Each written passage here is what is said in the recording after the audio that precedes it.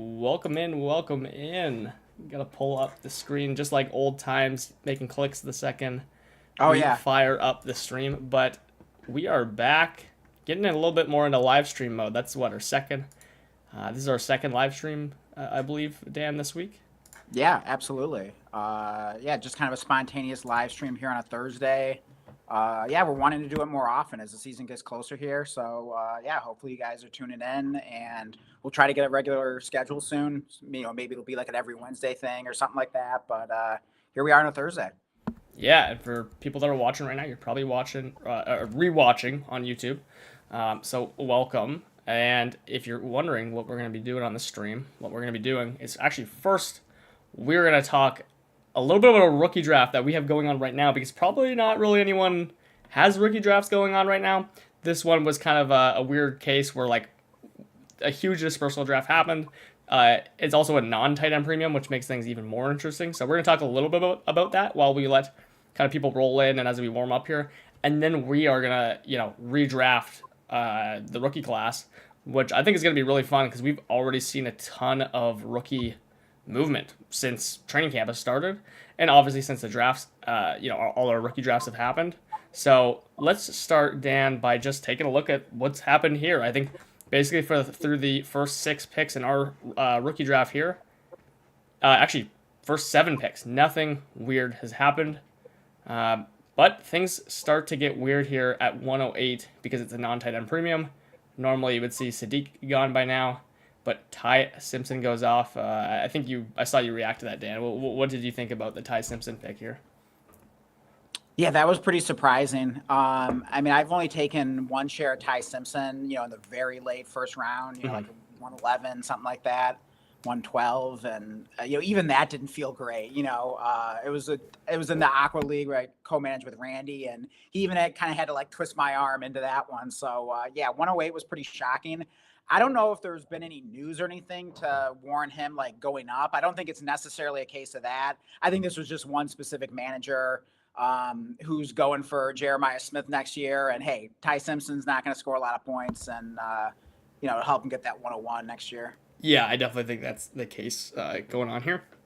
And yeah, like what we see with Simpson in there is like I've been thinking about him a little bit because I actually have him on a couple, maybe 2 or 3 rosters, and he's such a confusing asset. I honestly just like try not to like overthink him because like I'm so confused whether he's just a completely like wasted pick because you just won't be able to do with him anything with him until Stafford basically just like retires, or if he's actually just like a phenomenal pick because he is like still relatively cheap, and then like you just kind of hands him, and then you get like the next stud quarterback like there was like a Jordan Love.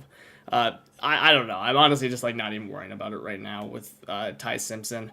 I'm probably just staying where I'm at with a couple shares just in case. And Yeah, I then mean, the funny thing about Jordan Love is that he lost a lot of his dynasty exactly. value before he finally like got the job and was awesome, and then just like then his dynasty value just exploded. So you can kind of take that either way. I mean, it can either be a cautionary tale that like a lot of, and in fact, that was when I was first started playing Dynasty. In my first ever Dynasty draft, I drafted Jordan Love, and like an idiot, like I sold him at like the worst possible time Yeah. after like it was either like 1 year or 2 years, something like that. Horrible time to sell him. And yeah, I mean, it was just like so. Or you could look at it the other way that like, hey, well, if you held him the entire time, it eventually paid off. But I don't know. It sort of gets into that whole conversation of like the time value of money and everything like that. So I don't know. Take that any way you want. But yeah, it's interesting one to think about. Yeah, 100%. And yeah, that's kind of what I think too is like, can Simpson go down in value? I mean, I think he could definitely be easier to trade for as time goes on. That's just generally how that goes. So, Yeah. again, we were talking about like one of my favorite things is just seeing if you can trade like kind of just like junky players. Like I always think of like Travis Kelsey this year as like I mean, it's a reason why I want him for so cheap this year. Like going into the season, is because like okay, what if Travis Kelsey puts up a couple 20-point games in a row, and then especially if it's earlier in the season, people are thinking hell, this is the perfect contenders piece. Is there like a player like that you can kind of like add a little bit to like get some kind of Ty Simpson or like some player that you actually really believe in for the long term, and you're just like sacrificing so little. So yeah, that's super fun. And the rest of this draft, let's obviously go a little quicker, I just wanted to talk about Ty Simpson there. I kind of found him as an interesting player. Everything else kind of goes standard here, right? Omar Cooper. I think the big thing here is you see Jonah Coleman go ahead of Denzel Boston, who's been getting some hype. We've seen that happen before, though, in rookie drafts. And basically, I guess for the people that are maybe curious a little bit about non-tight end premium, we actually see Stowers go at 202, which is about what I was kind of expecting personally. It was, kind of, does he go at 112, 2-1? I think 2-2 is a good spot for him in the non-tight end premium. But going to the 2-4, you see Stribling. I feel like that's, pretty intentional or pretty, related to all the news going on right now, Dan. Is that what you are kind of thinking there too when you see Stribling go 2-4? Well, I mean, what news specifically are you alluding to? I guess like what news are we not referring to, because there's just so much with Stribling. All the Niners receivers going down except for Evans. Like Ricky Pearsall. Basically his stock feels like it's just like if it hasn't plummeted this second today, it's getting there. It almost sounds like they might give him surgery. He might require surgery. Okay, yeah. See, I totally missed that somehow. I've been like really busy with like work and other things. So like, my God, like I totally missed that Pearsall injury somehow. Yeah. Ricky Pearsall he basically sounds cooked for this year, which is why they just went and signed Deebo Samuel right before we got on here. Which, by the way, love that for Deebo. Stribling has just been like, there was already a bunch of hype going on for Stribling, just in general. So yeah, things have been trending up big time for Stribling. Dan, you go ahead though and take Chris Bell at 205. I guess you want to briefly mention why you kind of took him here at 205. Yeah, I mean, I shocked myself with this pick. I mean, I guess I've come full circle with Chris Bell because you and I, Blake, we both really liked him like early on when we early this offseason, we first started like studying up on this rookie class. And we really like Chris Bell. I mean, we were doing mock drafts. We were taking him like late first, like very early second. And we were excited about him. I guess like the more we thought about it, with just like, okay, he's probably not going to do a lot in year one, coming back from this, torn ACL that he suffered in November, later in the season. And the fact that he lands on the Dolphins too isn't the most like exciting thing in the world. And so we kind of ended up like fading him a bit. I didn't end up with a single share of him.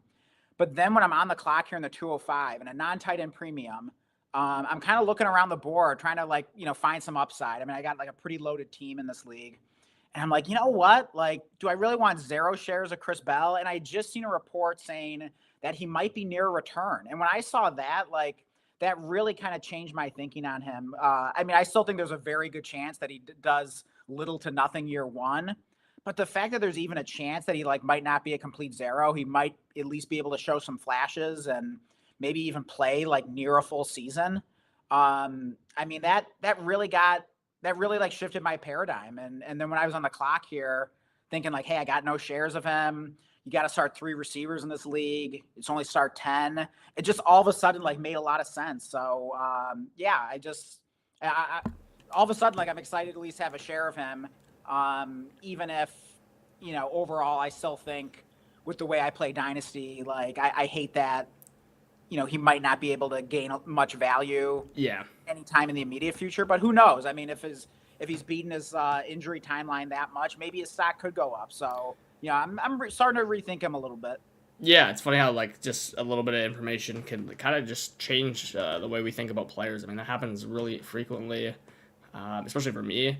I mean, the rest of this draft board is kind of just, it's what you'd expect in non-tight end premium. It's just a jumble of these receivers, I mean, I'm not looking too much into the order here. Maybe Fields goes because of the neighbors recently, news. But although all of a sudden now today we see him running routes and people are going to be, it basically feels like all worry of Malik Neighbors has just been relieved here, which sucks because in redraft he was falling so much. It was unbelievable. Literally in the 3rd round. I feel like he's just going to be skyrocketing now from this moment.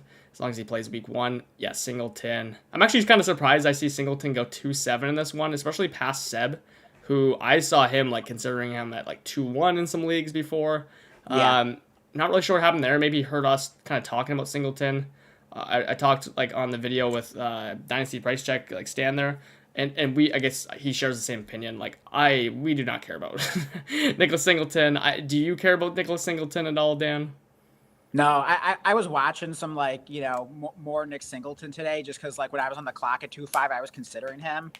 Yeah. And I'm just watching like his highlights. I'm not any kind of like scout here or whatever, but like he just really doesn't impress me. Like even in his best plays, like he almost has like a little like Travion Henderson in him where he doesn't have great burst.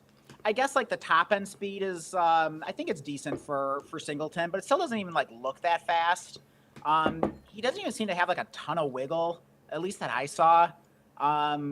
I don't know, like, and I don't think I don't know. Does he catch passes? I think a little bit. Yeah, he had a actually really good receiving profile, which was kind of my initial like interest in him. I just the way that they're talking about Nicholas Singleton in that backfield is that he kind of sounds like he's going to be a kick returner more than anything. So Okay. I just can't get behind it. Especially you can just get like Tajay Spears for like much cheaper. You don't gotta Yeah, pay. and actually, Tajay Spears, I was reading like a good report about him. I mean, Yeah. I mean, who knows if that amounts to anything, but it was interesting. So yeah, I mean, Singleton does feel a little bit buried. Like maybe he gets a shot at some point, but I really think he might just be like the third best running back in that backfield. I mean, I guess Pollard could always get old, and then Spears could get injured. He could be the last man standing. But yeah, he just doesn't really excite me that much as a player. Yeah, I really just think he'll be like the third back to start the season and probably for most of the season. And then again, maybe I get more interested if his price goes down, and then maybe he's like a little closer to having an opportunity. Maybe he's actually cheaper, but like Pollard gets hurt. There's some like scenario where that kind of happens. You just win season, people get so impatient. So also, what's up with Jacob here? Says Blake is sunburned. Yeah, I'm always sunburned in the the summer, but no, just some sun-kissed skin. I've actually been doing a good job of tanning, which is not something I can possibly do, but I swear I do have a little bit of a tan because I spent a lot of time outside the last couple of weeks, like a lot. So, some rare touching grass moments here in the summer, Dan. I believe you've been outside a lot as well. So I was actually just at the beach, and I'm embarrassed to say I think it was like my first time at the beach this summer. So hey, at least I made it there once. Yeah, I luckily have made it out there a few times this year. But yeah, last couple weeks I've actually been to the beach like 3-4 times. So that's been a lot of fun. Okay, we gotta talk about the biggest talking point here of this rookie draft before we redraft our 2026 class here. It is Cyrus Allen at the 210. I just made a short on the Sleeper channel about him being a riser. 210. This man is getting really, really far ahead of the market here. I mean, here's the thing. I'll say I do understand to a small degree how this can happen and why I think this like might not be. I think if a lot of drafts were redone right now, I think this would be actually not too far off what might happen because I think you would see a lot of like early third round Cyrus Allen. And the reason why is just like who else you're gonna take, kind of thing. You know what I mean? Like, now Chris Brazel's eliminated from the draft board basically until late. So yeah, Cyrus Allen at 210. And sorry, I just want to acknowledge Max here too, who left a comment, and he just said 4-5 turn neighbors he got in one redraft league. That is an absolute steal, and I'm sure you got some of him in best ball as well, Max, which I thought he was a pretty dang good deal when I was seeing those drafts. But sorry, Dan, I'll hand it to you here. What do you think of this Cyrus Allen 210? Yeah, I do think it's too high, but I mean, I get it. He's getting some, he's getting some hype right now. He's getting some first team reps, and Andy Reid even said that Cyrus Allen had a good day today. Talking about a practice, and he even says I think Pat's got some trust there. So I mean, that's kind of an interesting comment that stands out. For Andy Reid to say that Patrick Mahomes has some trust with Cyrus Allen, rookie who was drafted. Did he get drafted? What was it, like 6th or 7th round? Cyrus Allen? I think 5th round. 5th round? Maybe okay. 6th though. Yeah. Oh yeah, you're right. It was 5th, 176 overall. Okay. So, but still, I mean, a 5th round receiver, you wouldn't really expect that much. So that is kind of a big statement. So that does kind of catch my eye there. So I get it. Like, not like this is an amazing draft class, especially when you're at like the 210 or wherever he went. So I get it. Like, I mean, if you're feeling confident and that's your guy and you're buying the hype, like go for it. It's at least a little higher than I would take him. I mean, I think like I don't know, like mid third, late third sounds a little better to me, but I get it. No, yeah, I definitely agree with that. But again, I do understand it like to a degree. It's just that I think you're looking a little more at the upside of Allen here if things work out. But one thing I will say is that of why I'm pretty interested in Allen, just like because he should be free right now, not really like 210 price. Um, and obviously he will be rising and harder to get. But this Chiefs receiver room is pretty shaky right now. Actually, we don't know what to think of Worthy. Gonna have a healthy season here going into year 3. Rashee Rice, just like who knows. So, there technically is some room for a receiver to, rise up in this room here. So I like that. And then, you want to talk quickly about your branch selection here before we move on to redrafting the 2026 class? But yeah, just quick mention though of my boy Tyquan Thornton. I mean, I had just read 7 days ago. It says Thornton is locked in as a top 3 wide receiver for the Chiefs alongside Rashee Rice and Xavier Worthy. Ooh. Joshua Briscoe of SI.com reports. Yeah, Sports Illustrated, yeah. I mean, that was really before this Cyrus Allen hype of the past few days. So I don't know if that changes some things. We'll see. But that was nice to see on Thornton, who I have like 1 million shares of. But yeah, let's talk about Zachariah Branch because, again, I shocked myself taking a player on the clock here in Zachariah Branch. I mean, Blake, you and I have been pretty much like making fun of Zachariah Branch and anyone drafted him like all this offseason. Now here I am. I'm pretty much the emoji with like the disguise, the glasses, and the mustache. Like, I mean, that's me right now taking a Zachariah Branch share here at the 211. But hey, I mean, it's not a terrible price. This is a non-tight end premium. But I mean, this is just me acknowledging that there's been a lot of positive buzz, hype, reports on Zachariah Branch. I feel like I've heard nothing but good things about him. So, I mean, I'm willing to be open to the possibility that I could have been wrong on him. I mean, time will tell. But at a minimum, I feel like he's a player that people like. The buzz is there. I feel like he has decent value at the moment, and his value could continue going up even before he steps on the field and we find out for sure whether he's good or not. So I think it kind of makes sense either way. But yeah, I'm definitely going to be willing to adjust my opinions when new information comes in. I mean, we're not going to, bat 1,000 here. Yeah, I think I pretty well understand this pick in especially like non-tight end premium, right? Like we're not going to take Claire and those guys ahead of him. But yeah, so the thing with Branch is I agree. I'm going to value him a little more because I think there is room to grow here. The funny thing is has anything changed about my opinion on Branch? Absolutely not. I still don't believe in him whatsoever. But it's the same thing with like a Cyrus Allen or whatever. Like I'm still respecting the market. Like I think the market can go even higher on a player like that. And again, I think if there's any interest that I had in Branch right now, it's probably because I want to flip him right before the season. Or maybe even he has a nice catch in preseason, something like that. So yeah, I think there's some opportunity for him to rise in value. And again, maybe he's just good though. That's always a possibility as well. I mean, I'll make a little prediction here. I feel like Zachariah Branch is like one good preseason game away from being able to pull you a 27-second. Yeah, I mean, I think basically all these players that were in the second round here that I guess have any kind of chance, I guess any path, kind of Branch, we think he could be a starter for this offense, right? I think if anyone has a good preseason game, that's just how easy it is. So yeah, I absolutely agree with Branch. And for Jacob in here, I just sold Eli Raritan in a kind of a league I co-managed with Seb for a 2027 second, and he hasn't even we haven't even seen any Eli Raritan gameplay yet, but there has been some hype for him. So I had to take that, having so much. Obviously, I had to get Seb's permission on that one. But we're officially in training camp season, rookie hype season. Oh yeah! Finally, some people are getting excited about the class, justified or not. If you own a lot of rookies, might be a chance to move some.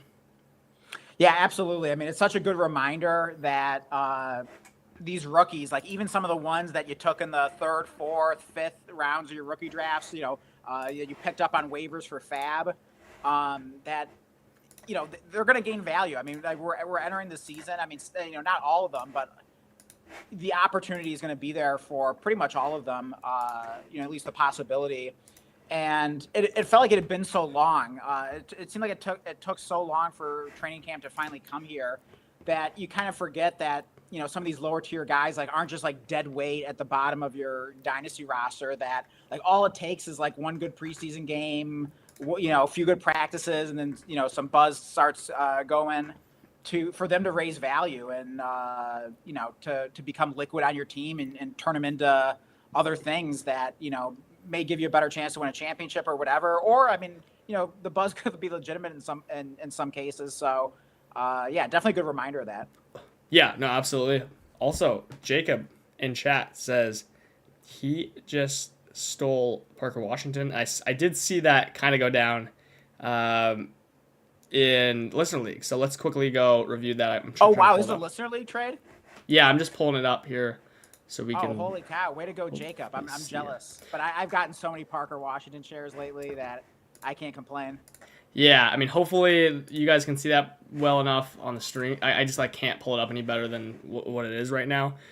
You can see it though on chat. Oh, he was able to use Aaron Rodgers to help him get Parker Washington. Oh, that stings. I said him Aaron Rodgers. I know he's insignificant here, but so for a second I thought he truly did steal by pretty much just selling Hubbard and Rodgers and Mayer, but.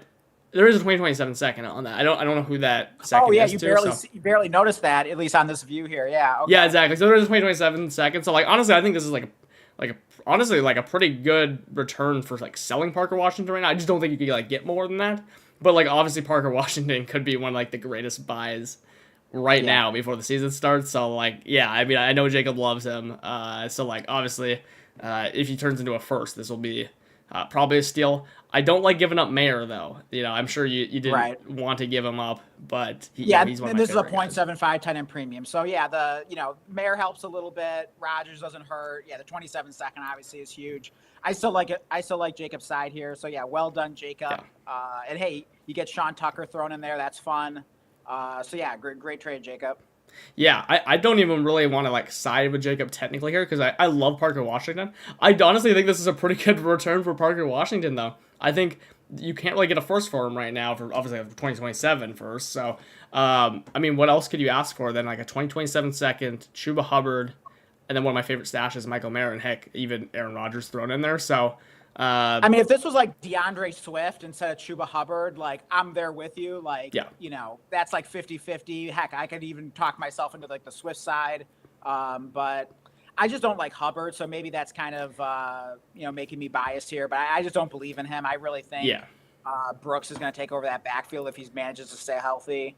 But who knows? I mean, Hubbard could be useful even in that scenario for first few handful of weeks, until maybe some of Hawkeye's younger running backs break out or whatever. So I get it. Well, Hawkeye's, maybe he could easily, if he kind of, maybe he even thinks that too. Maybe he could just easily flip it into a 27 second before the season starts, or if Hubbard has a good week one, or maybe even just some other similar player. I mean, again, Hubbard doesn't go far behind guys like QJ, stuff like that. Maybe you could add Hubbard. He's a good trade chip for sure because we project him out pretty decently for week one. So I think that's actually a pretty fair deal. Don't hate that at all for Hawkeyes selling Washington. And actually, we got Hawkeyes in here. Said he. Oh, nice. Said Hawkeyes is a fool for selling Parker Washington. Quote from Hawkeyes. So yeah, I mean, hey, I know it's funny. I am actually the real fool for selling Parker Washington. I'm pretty sure I sold you this Parker Washington share for a third or something like that. And then I also gave you him, and no pun intended, in season for free because he was ruining my 101 journey. And then Michael Wilson ruined my 101 tank there. So Yeah, and I actually dropped Parker Washington this league. The one time I picked him up, gave up on one of my sleeper, roster clogger wide receivers. The one time I do that, he turns into a stud. So go figure. But I've bought back so many shares of Parker Washington. I'm doing just fine. Yeah, it's so funny because Parker Washington, when Travis Hunter went down, I was all over Parker Washington. I was trying to get him, but his price had raised. So I still had some shares going. But the thing is that he actually wasn't good the second Travis Hunter went down. And then I was able to sell him for thirds. So I sold a couple shares for thirds. Yeah. But at least he wasn't like a predictable starter. Didn't seem like there was like actual like real long term value there. And then the Yeah. second I sold him is like a couple weeks later is like actually when he completely started cooking. Right. So it's funny because like yeah, I got the originally like the thought was right, but like you had to have some patience there. Yeah. It For didn't sure. work out. But yeah, that's a fun deal for sure. And I'm just gonna catch up on the chat here before we move Yeah. on to Absolutely. the rookie draft. Yeah. How many people do we have in here right now, by the way? Um, I don't know. I like it says like four people.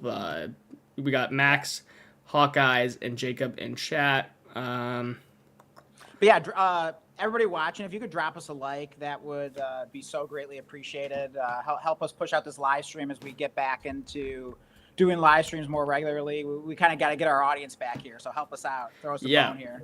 Also, just randomly, can someone let me know if the audio level is good for me right now? Just because I forgot to check that before we stream. So just tell me if I should turn it up one notch or not or something like that.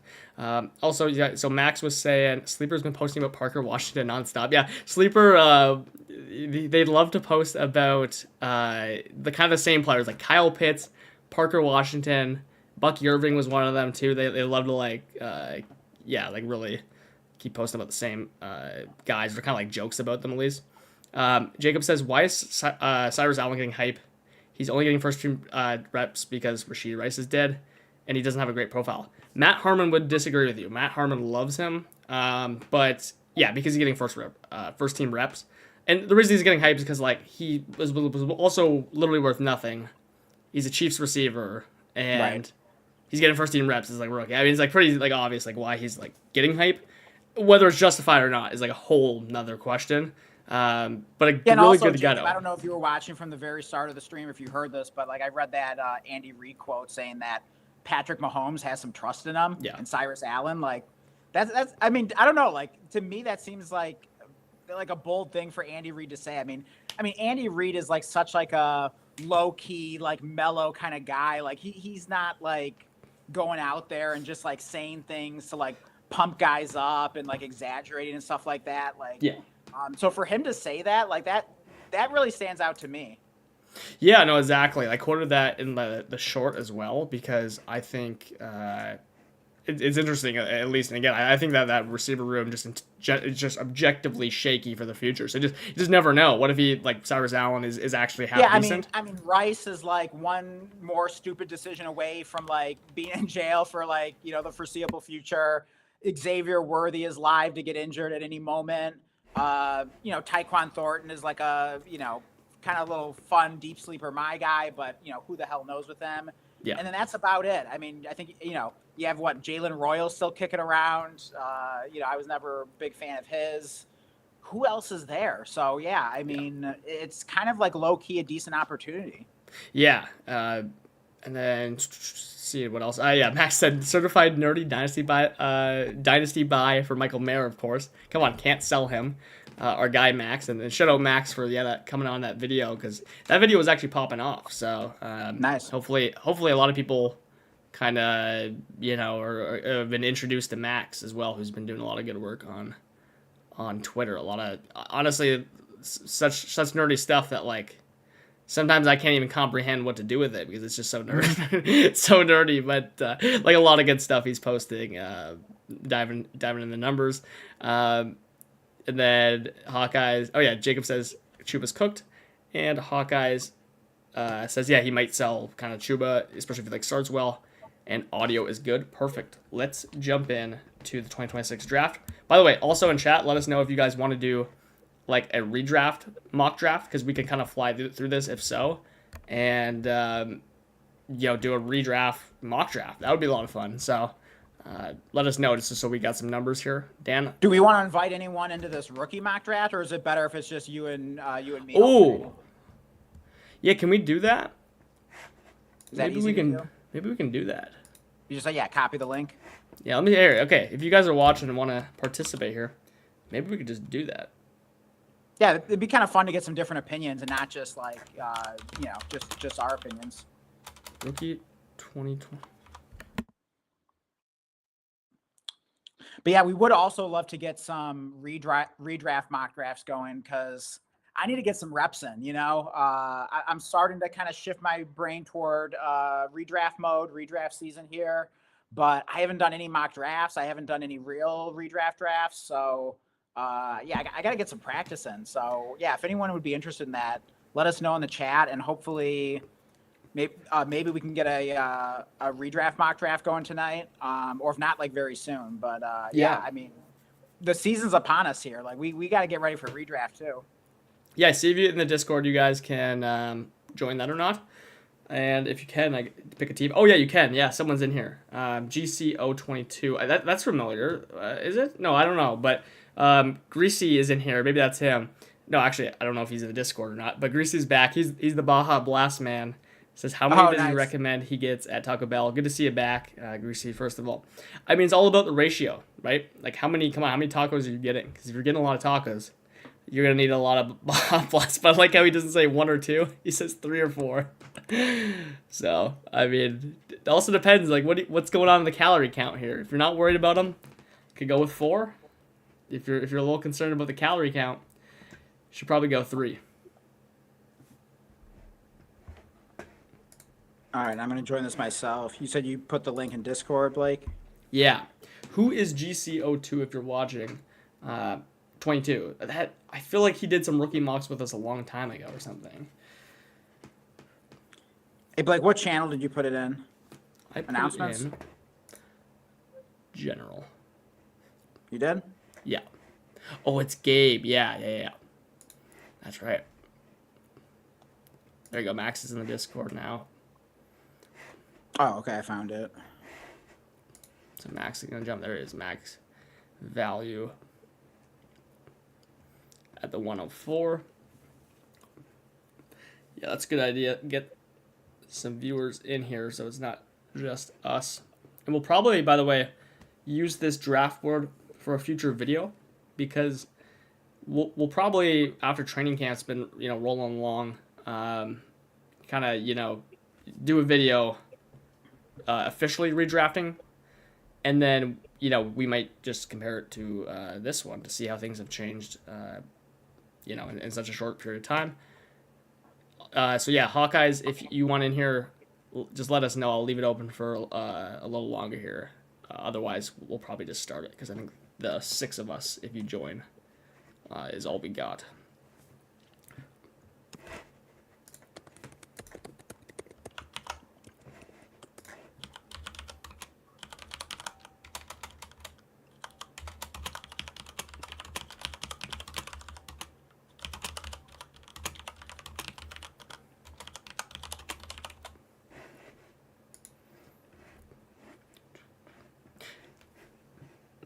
Oh yeah, am I able to claim any spot here? You mean like a second spot? Just like changing my spot, because I'm just 111, because that's where I was in the league. Yeah, try it if you want. Let's see. I guess I will go. Ooh, fantasy manager. This is a new face here. Maybe that's Greasy? I don't know. Let us know who that is. Checking in the 101. Welcome. Yeah, if you're new, welcome to the channel. Yeah, I haven't heard anything from just 0.5 tight end premium. We're live on Dynasty Savvy YouTube for Gabe there.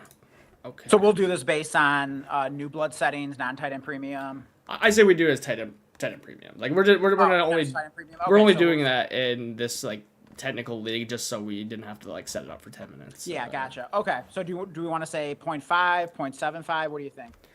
I say we just do 0.5, just because so many leagues are that, and I think it'll make it a little. I think it'll make it a little more challenging with like the receivers and the tight ends to do 0.5. Yeah, I like that. Okay, so yeah, we'll say this is a super flex, full PPR, 0.5 tight end premium, and I guess we'll say 12 teams start 10. Yeah, we're gonna do 30-second clock. By the way, it's gonna be quick, so just a warning here. Otherwise, we'll be ready all day. So be ready. Funky says, "What up? Welcome, Funky." are you in this draft by chance, Funky? Funky G? Because we do have someone named Fantasy Manager. I can't say their full name. It is in the Discord that is linked in our description if you would like to join. We're redrafting the 2026 mock, or the redrafting the 2026 class. Originally, we were going to do this with 2 of us, but now we are kind of actually filling out this board. We got another guy in here, Zach. SMA. Zaxma? Is it like asthma? But like, Yeah. I don't know. But hey, welcome. Oh, okay, yeah. Funky is Gabe. Okay, so welcome to the stream, Gabe. I see you found out how to get in here. Welcome. Yeah, feel free to pick any spot you guys want. I went with pick 5. I guess the higher the better, though. But no one is the 102 yet, actually. So, okay, I'll give like 30 seconds if anyone wants in that isn't. Just tell us that you're joining. Otherwise, we will start. And yeah, again, reminder: 30-second clock. What should we do for the teams though that are not filled? Should we like alternate picks, Dan? That's fine with me. I mean, are you able to assign us to them or what? I think we could just like pause the draft when that happens. And then assign it. Find the pick. Okay, yeah, we can alternate then. Oh, okay. We got another. Hey, we got Prison Mike in here. Yeah, we got Prison Mike in there. What was the quote from Dynasty Land? It's like, if you see someone with that profile picture, like you know you're gonna fleece him or something like that. Like, it was from Fantasy Stock Exchange. Yeah. Yeah. It was actually I'm watching one of their streams, and they're like doing like a roster review for someone, and they were like helping him come up with trades. And one of the league mates was this guy that like actually used to be in this very league, New Blood. This one, yeah. This is the league that Blake and I met in that we're doing like the mock draft through. And he always had the Prison Mike like as his like team avatar. And I think it was like Danny on the channel said something like, he's like, I already know. Like if I see that that's the guy's like, profile picture, he's like, I know I'm getting a good deal. Yeah. No, that was so funny. He's like cooking this guy that we actually knew. And it was actually in this league that you guys are mocking. Bush, he called him a dunce.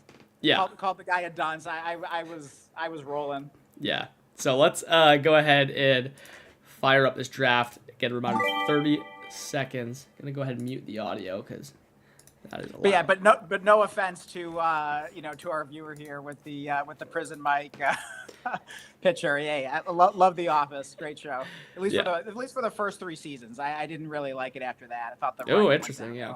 I actually, it's funny. I actually liked some later stuff. I don't know. Yeah, maybe that's unpopular. I actually really liked the Robert California character, which I don't know. Maybe that's controversial. I just thought like he was just so out there as a character. I didn't even finish the series. Like once Pam and Jim got married, like I hadn't been enjoying it for like at least like a season or 2. Yeah. And I was just like, that's it. They got together. Story's over. I'm done. Oh man, come on, you gotta watch some more. Like I feel like I do think like overall as a show, like the humor I think changed a little bit, but I think it was some good stuff. I thought season 3 was the best season of The Office by far. Season 2 was amazing as well. Season 1's kind of uneven. It still has its charm though, but yeah, everything else, not for me. Greasy says, you know what the worst thing about prison was? The Dementors. Cruel. So I'm assuming Greasy is Prison Mike, if I had to guess here. Maybe we get a confirmation. Why am I on auto here? What the heck? All right, so yeah, no surprise we got Jeremiah Love at the 101. Mendoza at the 102. I mean, I guess that happens sometimes. I don't think I saw that too often in my leagues personally. How about you, Blake? I saw Raritan went 103 as like an auto pick. Hold on, let me pause this. Yeah, we gotta fix that. I mean, I know Raritan's getting some hype here, but that's a bit much. I wonder if there's like something that's if that's in someone's queue and it did that, because why would it auto pick? That's so random. Raritan. Yeah. Okay, let's. I mean, if that's who they want there. Okay, we can't like take Zach off of auto. So, if you're here, Zach, you should be able to pick. I mean, I don't know. Let's see. You should. Oh boy. Oh boy. Okay, I guess it's gonna be Raritan. I Okay. guess the hype is gone. All right, that let's just far. roll with it. Let's roll with it. I will All right, take we're rolling with it. Jordan Tyson then. All right, we got Carnell Tate at the 104. How do I? That's a nice value on Carnell Tate there. I mean, hey, with Raritan pushing the value down the board, like we're getting some good deals here. That's right. Yeah. I mean, maybe I sold him too low instead of that second there today. But wait, hold on. Okay, wait. Okay, are you guys getting auto picked or something? What's like? Okay, hold on. We're resetting this draft because Greasy says he wanted Tate at 102. Oh. And I think he got auto picked or something. So let's just do it for real here. If his real pick, We're is not Tate. getting like messed up by the fact of like, because I see it has like all these like names from like our New Blood League. Like that's not messing things up, is it? I hope not. Okay. Like, look, see, Mendoza just got auto picked by Max. But like, I don't think. Yeah, Do you want? Did he not just take? No, he took Tate. Okay, Max, just say in chat if you want Mendoza, or let me know what's going on your guys' part here. If that actually is your pick or not, I'm not sure. Because it might be weird because we're doing it in the league. Yeah, that could be a possibility for sure. I will just pick Tyson as if things are going well here. All right, so with the change we made, Carnell Tate went at the 102. We still got Raritan there at the 103. Mendoza went at the 104. Tyson 105. Lemon 106. Yeah. It seems glitched. Okay. Jacob on the clock here at the 107. What do you think? Where do you think Jacob's going? Is it Casey? Is it Casey Concepcion here? I know Jacob's not a big Price fan. I think they can't make picks. Jacob went Price. Interesting. I don't think they can make draft picks. What? They're saying they can't pick. Okay. Yeah, I think it was messed up by the fact that we did it in a real league here. So I think it's all but confirmed after that that Jacob pick. If the Raritan pick wasn't confirmation enough, Let's just quickly make an actual mock draft. We'll clear the board here. So sorry, we're working a few kinks out here. Yeah, it actually should be pretty easy to do. I think actually Dynasty PPR, rookies only, 30-second clock. I'll resend the link in the Discord so you guys get in. Awesome. New link at here. Yeah. So, I wonder, can you guys see people's queues there? Were we able to glitch the sleeper system there and see people's queues? That would be something. Because why would Raritan go 103 every time there? That's so random. Yeah, that is pretty bizarre. Maybe it's just trying to tell us something about the future. Yeah.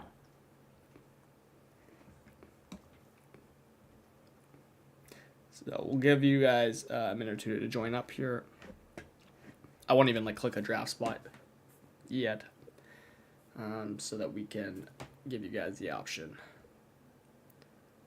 Yeah, and even if you're not going to be in this mock draft, even if you're just watching this live stream as a replay, definitely make sure you join our Discord. Totally free, great place to talk Dynasty, heck, maybe even redraft, football in general. We even kind of get off topic sometimes. Yeah, no, exactly. Especially with the season starting, we should get a lot more active in the Discord. Oh, yeah. Especially, I find the Discord and stuff really useful for us Dynasty players in season, talking about player values. There's going to be a lot of trades we're making. It's always good to double check with other people, see how other people feel.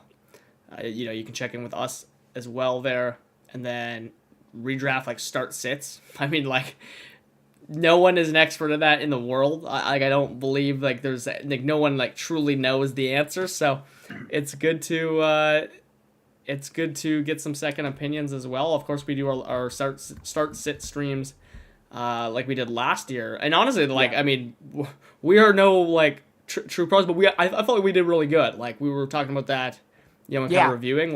we led people to better scenarios than not. Especially like I think we got like a lot of like really good hits, like in suggestions. You know what I mean? Like trying to get some breakout players, stuff like that. Oh, absolutely. Yeah. You're right. Start sit decisions are probably like the toughest thing in fantasy football. But yeah, I think we did pretty darn well last season, and I almost feel like we're starting to crack the code a little bit, like if that's even possible. I mean, I came up with like that whole theory of how when a stud has been underperforming recently and then faces like the worst possible matchup, it's like a guarantee that he is going to go off that week. I mean, we saw that so many times last season. Kenneth Walker did it twice against like the Rams, who were like the worst matchup for running backs. And then Ashton Genty did it, and what was it, week 17, championship week, against like the Texans run defense. And I was like begging everyone on stream, start Ashton Genty. I don't think everyone listened, but I was saying like, I don't care if he's been, not producing much lately. I don't care if the Texans have a great run D. This is the magic formula. He is going off this week. That is exactly what happened. So I think we're figuring some things out here with the start sets. Yeah, I mean they'll never be solved, but Yeah. we can do as much as we can. We can to at least get the like best. give good decisions, like good process, where even if it doesn't work out in your favor, you're gonna feel like you did the right thing, and it's gonna and it's the right thing because it's gonna work out more often than it doesn't. Yeah, that's mostly what we're concerned about in these start sets. Again, you're never gonna nail everything. Just tagged everyone, by the way. We're gonna start in 30 seconds here. We actually got some new faces here as well, so welcome anyone in Good here. to see. Yeah, welcome to the channel. Drop us a like yeah. if you would be so kind, and yeah, great to have everybody here. Yeah. Is that a fellow Iowa fan, perchance? Yeah, with the Hawkeyes. I don't know. Are you? No, because that's got to be like Seahawks. Seahawks. Right? Yeah, that's what I always thought. So, yeah. Okay. Actually, let me just see if Jared's gonna join. Or wait, is that his name? I think it's Jared. I always get it mixed up. But oh yeah, it is Jared. Are you joining? But yeah, we were just talking about our New Blood League, and in that league, I am famous for having lost a championship because I started Noah Brown over Calvin Ridley. So, like, I mean, like, ever since then, like, I had to, take a hard look in the mirror and, like, re-examine my start-sit process. For context, like, Calvin Ridley was down to his, like, second or third string quarterback on, like, the Jags throwing to him. And Noah Brown had been hot. He had some massive spike weeks that season. So, yeah, it sounds even dumber now. It wasn't like completely dumb at the time, but yeah, it's one of those decisions where like if it goes wrong, you're gonna feel like the biggest moron in the world. So Yeah. That's probably the moment when I stopped like caring about matchups, stopped caring about like, chasing what happened last week and that kind of stuff. So yeah, I definitely feel like I'm a lot better at starts to decisions than I used to be. By the way, let's fire up this draft now. I'll just tag everyone here.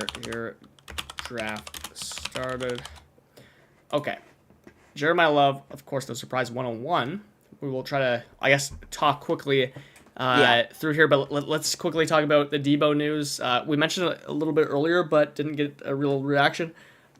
Short answer, I really like the Debo signing. I had picked up a lot of Debo in Dynasty just in case. Maybe something like this happened. I never envisioned it to be the Niners, but I really like that news. Like, he's kind of like one of those 101 candidates for just like cheap veteran production in your Dynasty or even redraft leagues. Yeah, I mean, that's about the best landing spot you could imagine for Debo, going back to San Francisco after Ricky Pearsall injury. So yeah, that's pretty awesome. I got 2 shares of Debo. I know, Blake, you have a lot more, so that's pretty exciting. Maybe we could have one more year of decent production in him. Yeah, I'm very happy to see. I needed him in a couple leagues, I think. Well, I think 2.0, it would be really nice to get him. And I think I got him in there because I like kind of went with, again, like a little weaker of a starting lineup there because I have a bunch of futures. And then I got him in Dynasty Deep State that Max and Jacob are in. Oh, that's who he's missing from this draft is Jacob. But I need a receiver really badly in there. So it was good to, get a receiver. Hey, and since I'm a Dynasty sicko and I love my deep sleepers, I don't know. Can we just get maybe like a breath of life, just like some semblance of life for my boys Jacob Cowing and Jordan Watkins? Like, come on. Like, is I They can't were do it. dead. Like, are they at least like back on like life support? Is there a pulse there at least? I can't do it. I cannot even entertain the idea of Jacob Cowing being good. I hope so, but yeah, I just am so far. Yeah, I mean, I'm not saying like run out and grab him now, Yeah. but like if you were rostering, a share or two Oh. of either of those guys, like, hey, it's not bad news. We can at least say that. Oh damn! By the way, I gotta pause the draft. You were up on the clock there. Oh gosh, I'm so sorry. Yeah. Oh yeah, 0.5 premium by the way, everyone. Okay. You got 30 seconds there. Oh, you're on auto. yeah. You're on auto. Okay, Oh, good we'll lord. try it Okay. again here. I'm so sorry. Wait, how do I turn off auto? You gotta go Q and then it's in like the top right corner. Yeah. Well, it says it's off, so I don't know. Okay. Alright, So you can set a Q if you. I'm You gonna could. go with Denzel Boston here. Okay, here I'll actually just set your player to make sure that we get the right one. I don't know. I guess it'd be tough to pass on Sadiq in a 0.5 tight end premium. Okay, I'll give you a second here. All right, I gotta go with Sadiq still. If it was non-tight end premium, I was gonna go Boston. That's what I originally thought it was gonna be. I gotta stick with Sadiq. Yeah. Actually, there was a good report on Sadiq recently. I think it was the head coach basically said like Sadiq's gonna be a big weapon for us this season. So I mean, who the hell knows? That could just be whatever coach speak. He's hyping him up, whatever. But it's noteworthy. It was nice to hear as a guy that owns several shares of Sadiq. I was happy to hear that. Hold on. Yeah, you're still on auto for some reason, by the way. Good lord. It says it was off. I am so sorry. I don't know. Here, I'll refresh it. Yeah, see if you can get off. I wasn't ready for the 30-second clock, and here we told everyone else to be ready. It's tough streaming and drafting at the same time. It is, yeah. Yeah, I can just set your pick it too. It says auto pick is off. I mean, I can try turning it on and turning it back off. Oh, okay. Just Okay, I did that. Yeah, try to set your queue then, sorry. Just try to. I guess you could just set your queue for your player as it's coming up, but I can just pause it though when you're coming up. Oh, wait a minute. Yeah, I'm a moron. I think I forgot to click on the new link. I was like the old one. Oh, okay. Yeah. So sorry. And Hawkeyes, I'm gonna tag Hawkeyes here to get his ass back in here. At Hawkeyes. Says no 95. Where are you at?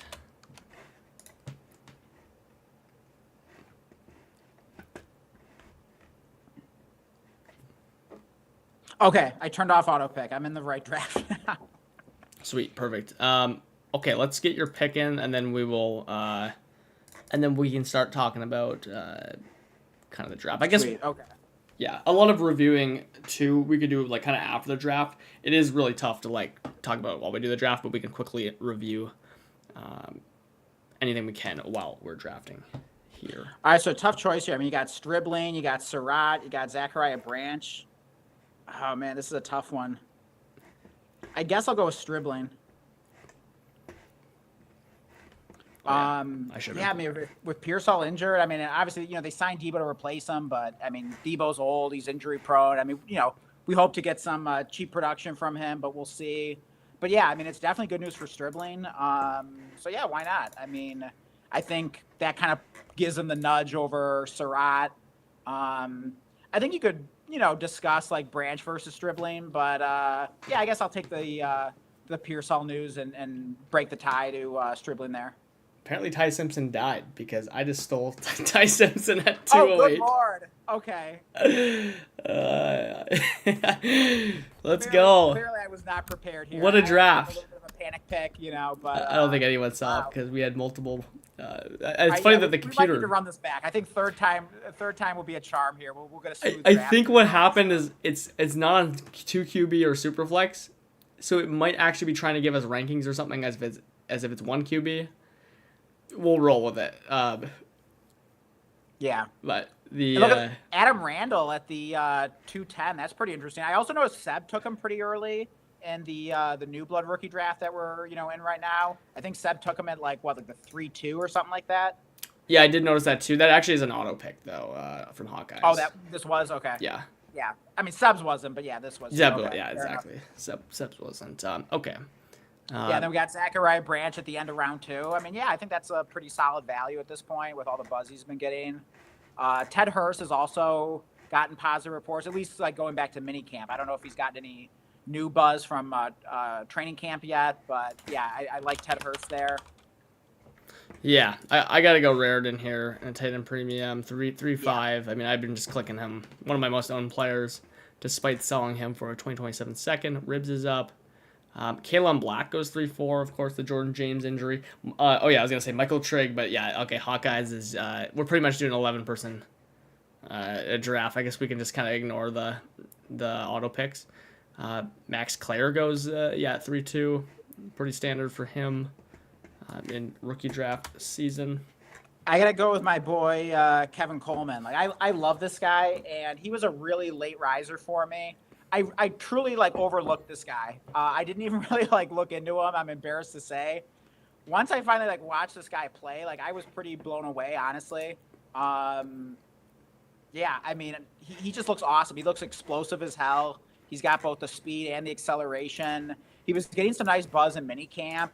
I just think he's a really fun player. There's a great opportunity on the Dolphins, even if it's like not a great situation in terms of like the passing offense, the offense in general. But hey, I mean, maybe Malik Willis will surprise some people. If not, they could have a new quarterback next season. You got that loaded 2027 rookie class with probably a ton of quarterbacks that are going to be in there. So yeah, I like me some Kevin Coleman.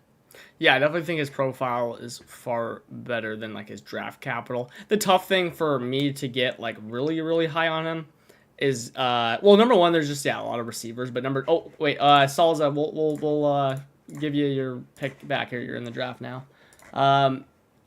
Perfect. There he goes. Yeah, the other thing is that there are a lot of receivers there. I just wonder how it works out for like snaps, but like it doesn't really matter. Like if he's any good, like he'll be on the field. If he's good, it doesn't matter how many receivers there. Yeah. I mean, I'll even tell you a story in a moment about my dad, famous Dr. Fortune, that we get our injury reports from, injury analysis on the channel. God, the board looks pretty dry here. I'm going to go with my boy, Brennan Thompson. Still love him. I haven't heard like any reports on him or, any kind of like buzz or anything like that. Maybe I've missed something or maybe just hasn't been getting it, but I love him as a player. Yeah. Brennan Thompson, got a few shares of him as well. I have a ton. Like I got my bags packed with Brennan Thompson. I'm pretty sure I have like 10 shares of him in like my 20 leagues. Jacoby Lane goes. That's actually who I would just like kind of just default picked to. I'm just gonna go with. I don't know. I was gonna like thinking Koziel, but I'm actually just gonna go Hibner. I actually think I might potentially to be. I mean, it's not an important decision at all, but you know how we are about Dynasty. I think I'm probably Hibner potentially over Koziel right now, which doesn't matter to me. I own a ton of both of them. But if I had to pick right now, like one guy down, I think I would go Hibner, and the reason why is like Bretton Strange just signed the contract. He's young. Like Mark Andrews is kind of like aging like milk here as we move on. So and has dealt with some injuries. So maybe a guy like Hibner will actually have a chance sooner, which is kind of really all that will like matter if any of them. I mean, who knows if someone's good there, but. Quick story to illustrate my point. So my dad, Dr. Fortune, was a family physician for 37 years. In my book, the best one ever. And when he first opened up his practice on the east side of Detroit, everyone told him do not open up a practice on the east side of Detroit. There are way too many doctors there. You'll never make it on the east side of Detroit. And my dad didn't listen to them and, went on to have an incredible career, nearly 40 years. In fact, he's still working part-time even like after he retired. And, there were a lot of other doctors on the east side of Detroit, but there was only one Dr. Fortune. That's right, yeah. I mean, there's a bunch of Tutu Atwells maybe at doctors, So, there are a lot of Dolphins receivers, and there are a lot of Dolphin rookie receivers. Yeah. But there's only one Kevin Coleman. Yeah. I mean, Caleb Douglas, by the way, just mentioned him, goes 4.12 to fantasy manager. Like honestly, I get why people are taking him. he genuinely has like one of the worst prospect profiles like ever. Like people didn't even rank him pre-draft because like Yeah. what a reach that ended up being. But I mean, who knows? Maybe we're all wrong about that. I mean, Caleb Douglas honestly like looks decent when you watch him. Like he's got some nice burst to him as Oh yeah. well. So like I don't hate him, but I acknowledge that the profile's rough. Yeah, no, exactly. Of course, yeah. There's got to be something to like there for him to go like what, like Yeah, I mean, the third. Dolphins had to see something in him, right? Yeah, To draft him in the third exactly. round, like over Chris Bell, over Kevin Coleman. So yeah. Yeah, let's take a look at this draft here. So pretty standard here. You get Mendoza though at 104. Again, he's kind of the only one that ever really varies there. Ribs takes Price 106 over KC, and then yeah, obviously we can see up the computer. But yeah, you go ahead, make that tough decision at 109. I don't think that's a tough decision for me, but obviously you kind of had like the non-tight end premium classes on because that's what we were just drafting Yeah. recently. And then But I do want to move up Boston in general because like I hated him, like just similar to Branch. Like I was just all the way out. But yeah, all the reports have been awesome on Boston, you know, just in the same way they have been about Branch. So I've got to be willing to adjust my opinion a little bit. yeah, exactly. And then yeah, Ty Simpson, like the QB ADP wasn't showing up. I'm gonna assume Simpson should have actually went here, or at least the computer should have picked him. So yeah, maybe he would have got Boston there. For I can understand why he's taking Jeremy Bernard or Singleton at the 1-2 turn, especially if he didn't like Jonah Coleman, probably not. But yeah, we were talking about Singleton, not too big of a fan of him. Do you really Wait, I'm sorry, was Bernard an auto pick there or was that a real pick? No, that's a real pick. So basically, he took him over Williams and Coleman, which I would not do. But I do really like Jeremy because, Bernard. I mean, Roman Wilson's been getting some buzz, like Aaron Rodgers talking him up, and they're Really? saying that he's like the most targeted Steelers wide receiver in training camp. So like, maybe you buy it, maybe you don't, but like it's not great news for Bernard, who was kind of looking like a dicey bet for year one anyways. Yeah, that's shocking to hear. I knew there must have been some kind of news out on him because I've seen people. I saw you putting some claims in, Jacob and you putting claims in. So, I'm kind of just ignoring that personally. But hey, he's a Michigan man. I mean, yeah. he was a pretty good college receiver. Disappointing NFL career so far, not looking good. But hey, there's a little life here. I mean, we got to. You could roster worse players. If Aaron Rodgers likes him, I mean, that could determine a lot. I mean, Aaron Rodgers really liked kind of Gainwell last year. I mean, that worked out pretty well. So yeah, there's worse players to roster for sure. Because like Aaron Rodgers like has his guys, and like regardless of like what the OC wants to do or the coach or whatever, like usually what Aaron Rodgers wants, like he gets. Yeah, no, exactly. So I mean, hey. I mean, come on, Alan Lazard. Like, do I need to remind you guys of like Alan Lazard? Like, come on. Yeah, no, that's a good point. Or I mean, how many times did like Aaron Rodgers' team like sign Randall Cobb even after he was like clearly washed? If Rodgers wanted Randall Cobb in there, like that team was signing Randall Cobb. Yeah, the funny thing is that like Roman Wilson was like the opposite of that last year, like because like he clearly didn't like him, but maybe he did a switch up this offseason or something, and maybe they did some team bonding or something like that. Hey, hey, they're going to be like the Breakfast Club, like, what was it, Stafford and Cooper Kupp or whatever. So, yeah, I mean, you never know. I mean, that strong quarterback-wide receiver connection can go a long way. Yeah, we were just talking about Stribling a lot. Like, you go Ted, take him there. Antonio Williams, oh my goodness, I would have loved him at 208. Of course, I kind of get like the cheating Ty Simpson at 208. Because of the ADP was messed up there, but what a value! I feel like I've lost like a little bit of my enthusiasm for Antonio Williams, and I don't know if I have an exact reason. I mean, maybe part of it is that like the Commanders are expected to sign a receiver. Not that that's like a death sentence for him by any means. I still like him, but I don't know. I just haven't been like feeling quite as excited, and I can't entirely like put my finger on it. Interesting. I'm almost like more excited because like. The Brandon Ayuk stuff is becoming less likely, and just no one knows what's going on there. Where before it was just like, literally the reports were just like, yeah, he's a 49er or he's a Washington Commander. The second like he gets cut, kind of thing. Now it's like we don't know what they're gonna do. Again, they might add someone. It seems likely, but even if they do, I thought Debo was a possibility, but really like Stephon Diggs was starting to feel more and more like the most likely. And I still think there's a good chance that happens. Yeah, exactly. But even if he does sign, I still think there's some life for a player like Antonio Williams. Oh yeah. So yeah, I mean, I still really yeah like him, but again, I get what you're saying. Like he's still far from a guarantee. Also, like maybe I'm getting a little suckered into like the Treylon Burks hype. That has Oh yeah, existed yeah, for the past like I don't know few weeks or so. So I don't know, but like maybe it's a combination of things. But yeah, I still like Antonio Williams. yeah. I mean, good here. It's good to hear like Burks is going, but I mean, I gotta hear some like really, really, really convincing stuff going on, like without a doubt to like even I guess like put that against some other player or whatever, like impact Well, I'll Traylon be Burks in interested to there. see if the Treylon Burks hype like continues into training camp. If we get that steady drumbeat, as we Could say. I argue that that might be the best thing ever for Antonio Williams? Because maybe they feel like they don't need to sign Diggs if Traylon Burks is that Oh, guy or something. yeah.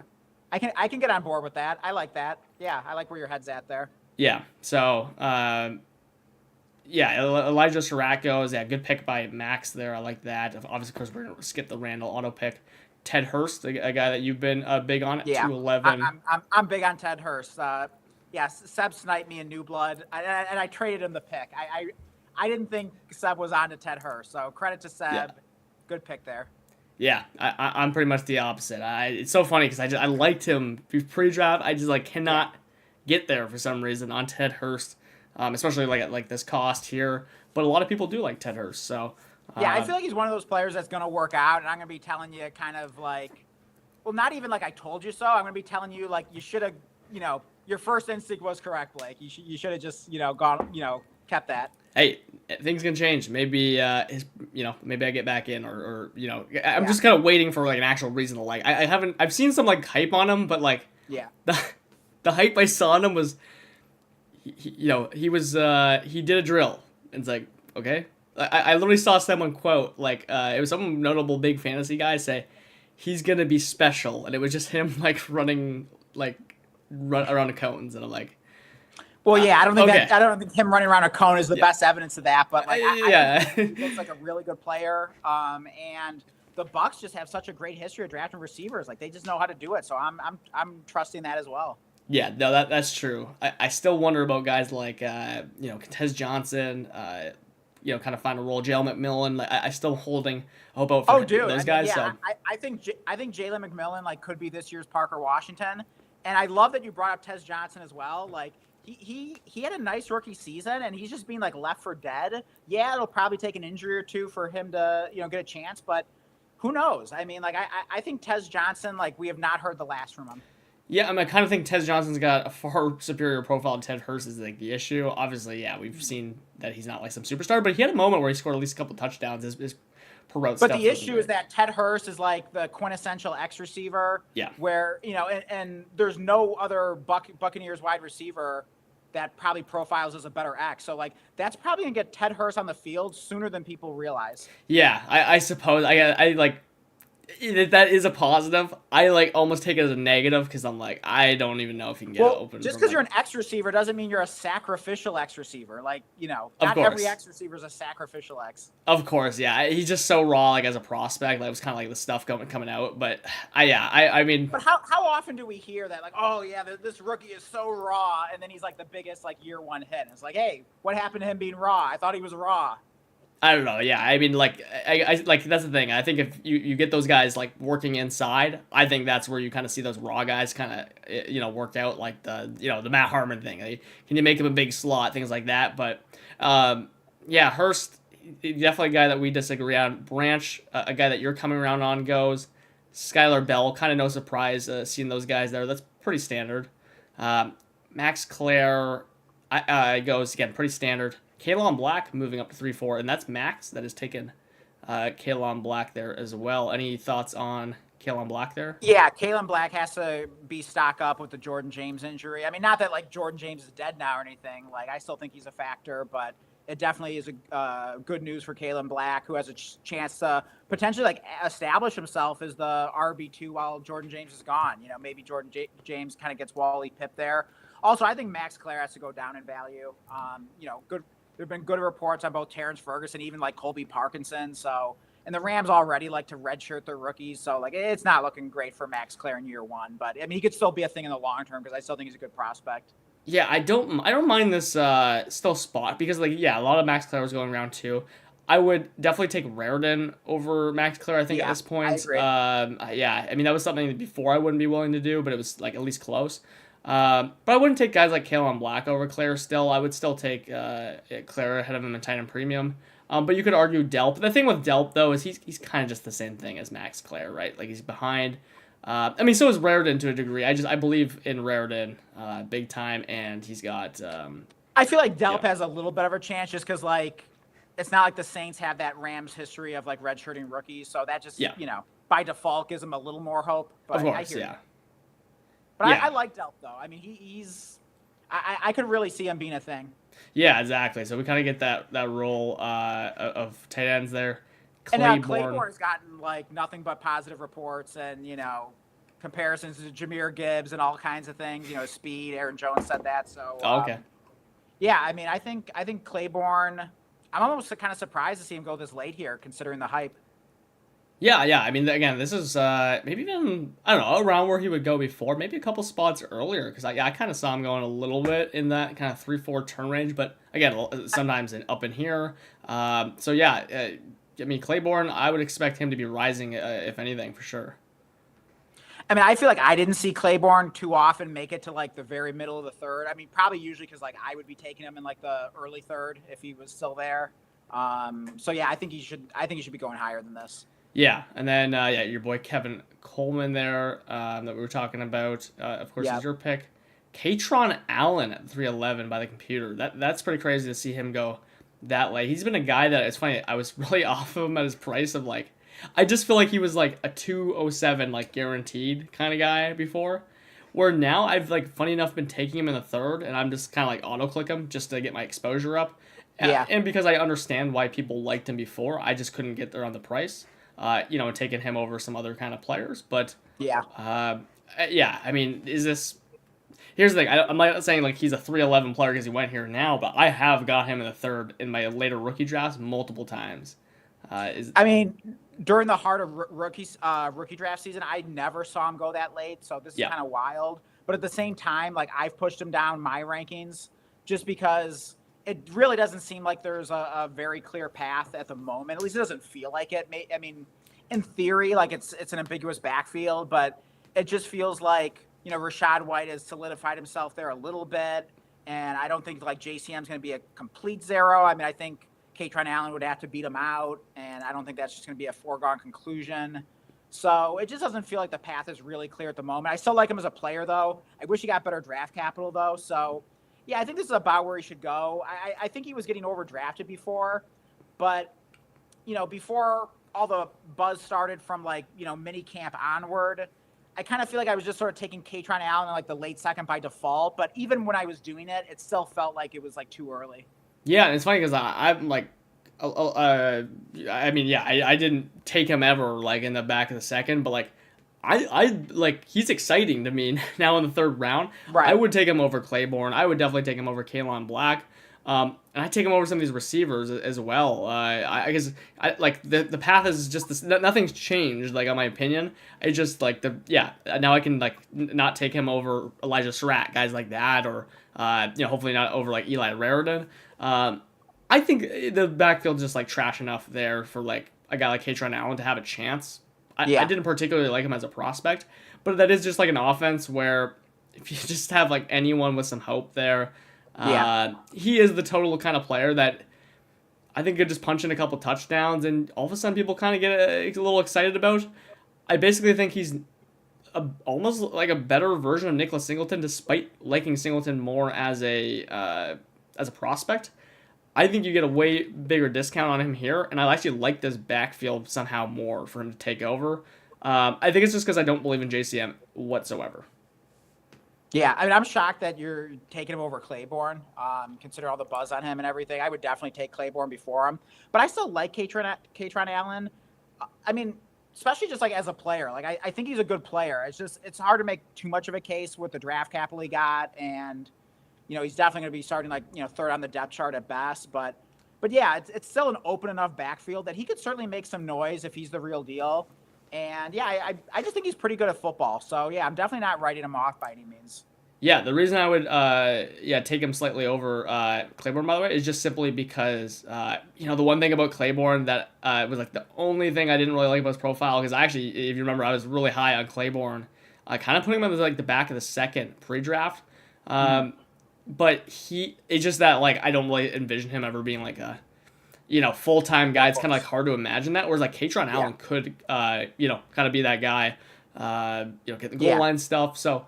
Uh, they're kind of on the opposite ends of the spectrum. I just I don't know. I suppose either both of them like have some strengths like for fantasy, but also some weaknesses. I think like if you're gonna get more touches though, it's generally potentially a little bit better. And I think like Allen's like profile maybe could I don't know, in the theory in the 100th percentile like kind of stay a starting running back. Where I feel like Claiborne like the Mhm. Vikings would just like draft someone if that makes any sense at all.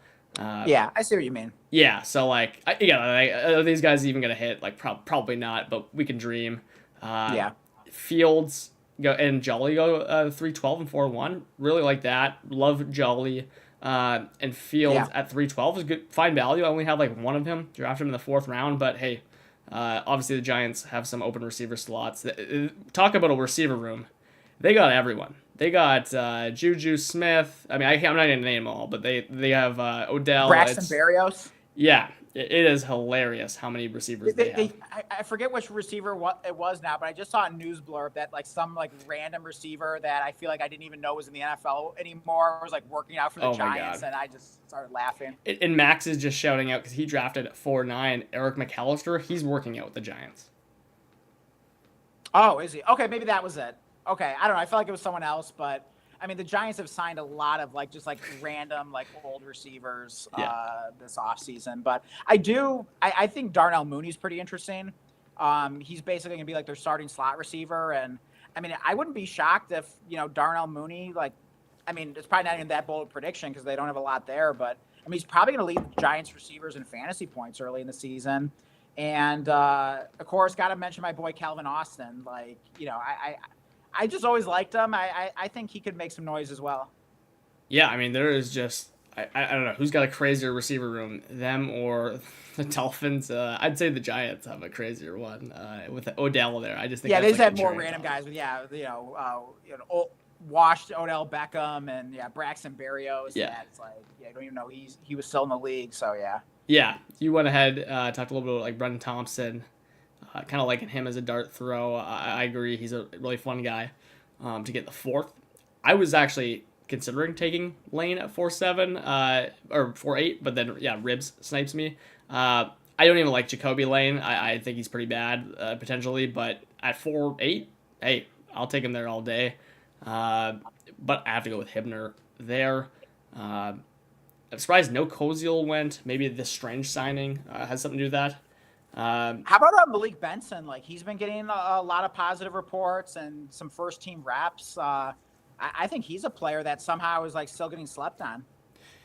Is he? Yeah, I didn't even see those reports at all. I think I don't even know what to think of Malik Benson as a player. Like he's to me, he's just like the fakest guy ever. But I still like owning guys like that because just the receiver room's wide open.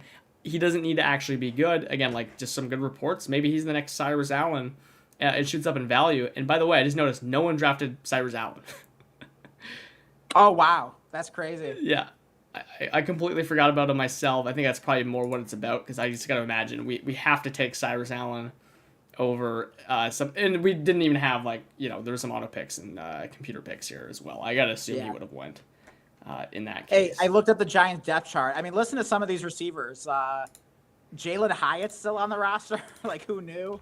Oh my goodness! Xavier Gibson. Remember Xavier Gibson? I kind of liked him. So he's Wow. still kicking around the NFL apparently. Isaiah Hodgins is still on the Giants. I think it's like what is like second Yeah. or third time on the Giants, something like that.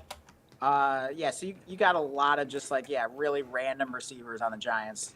Yeah, that is crazy. They must have like 10 guys there. Oh Eli yeah, and you mentioned Henrik. Juju Smith-Schuster. Like my God, Yeah, that is, I mean, they have like every like old wash receiver that like you didn't even realize was still playing.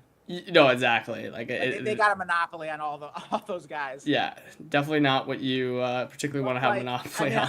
how long before we see the sleeper blurb that the Giants are working out Alan Lazard? Oh Like, my God, yeah. Or like that's bound to happen. is like DeAndre Hopkins on a team? Like, Oh yeah, yeah. I mean, he's next up. Yeah, I mean, yeah, Tyreek Hill coming back from the big injury, maybe. Oh yeah, I mean, hey, that would be like, I mean, that'd actually be exciting, wouldn't it? yeah, that would actually be pretty exciting. Even though I Yeah. don't believe at all in Tyreek Yeah, I Hill mean, we coming can't back. disrespect Tyreek Hill by putting him in the same category as those other guys, but you know what I'm saying. Exactly, yeah. By the way, it looks like Fantasy Manager, he wrote in chat, no, all caps. No, it looks like he got sniped on Eli Heidenreich, funny enough, at, basically the Mr. Relevant pick. So he went with Caleb Douglas. Yeah, should we hold a candle out for Heidenreich? I mean, we've I been mean, seeing... if there's nothing on waivers, in your league, then sure. I've dumped a few shares. I've dropped a few shares. I've sold them for fab.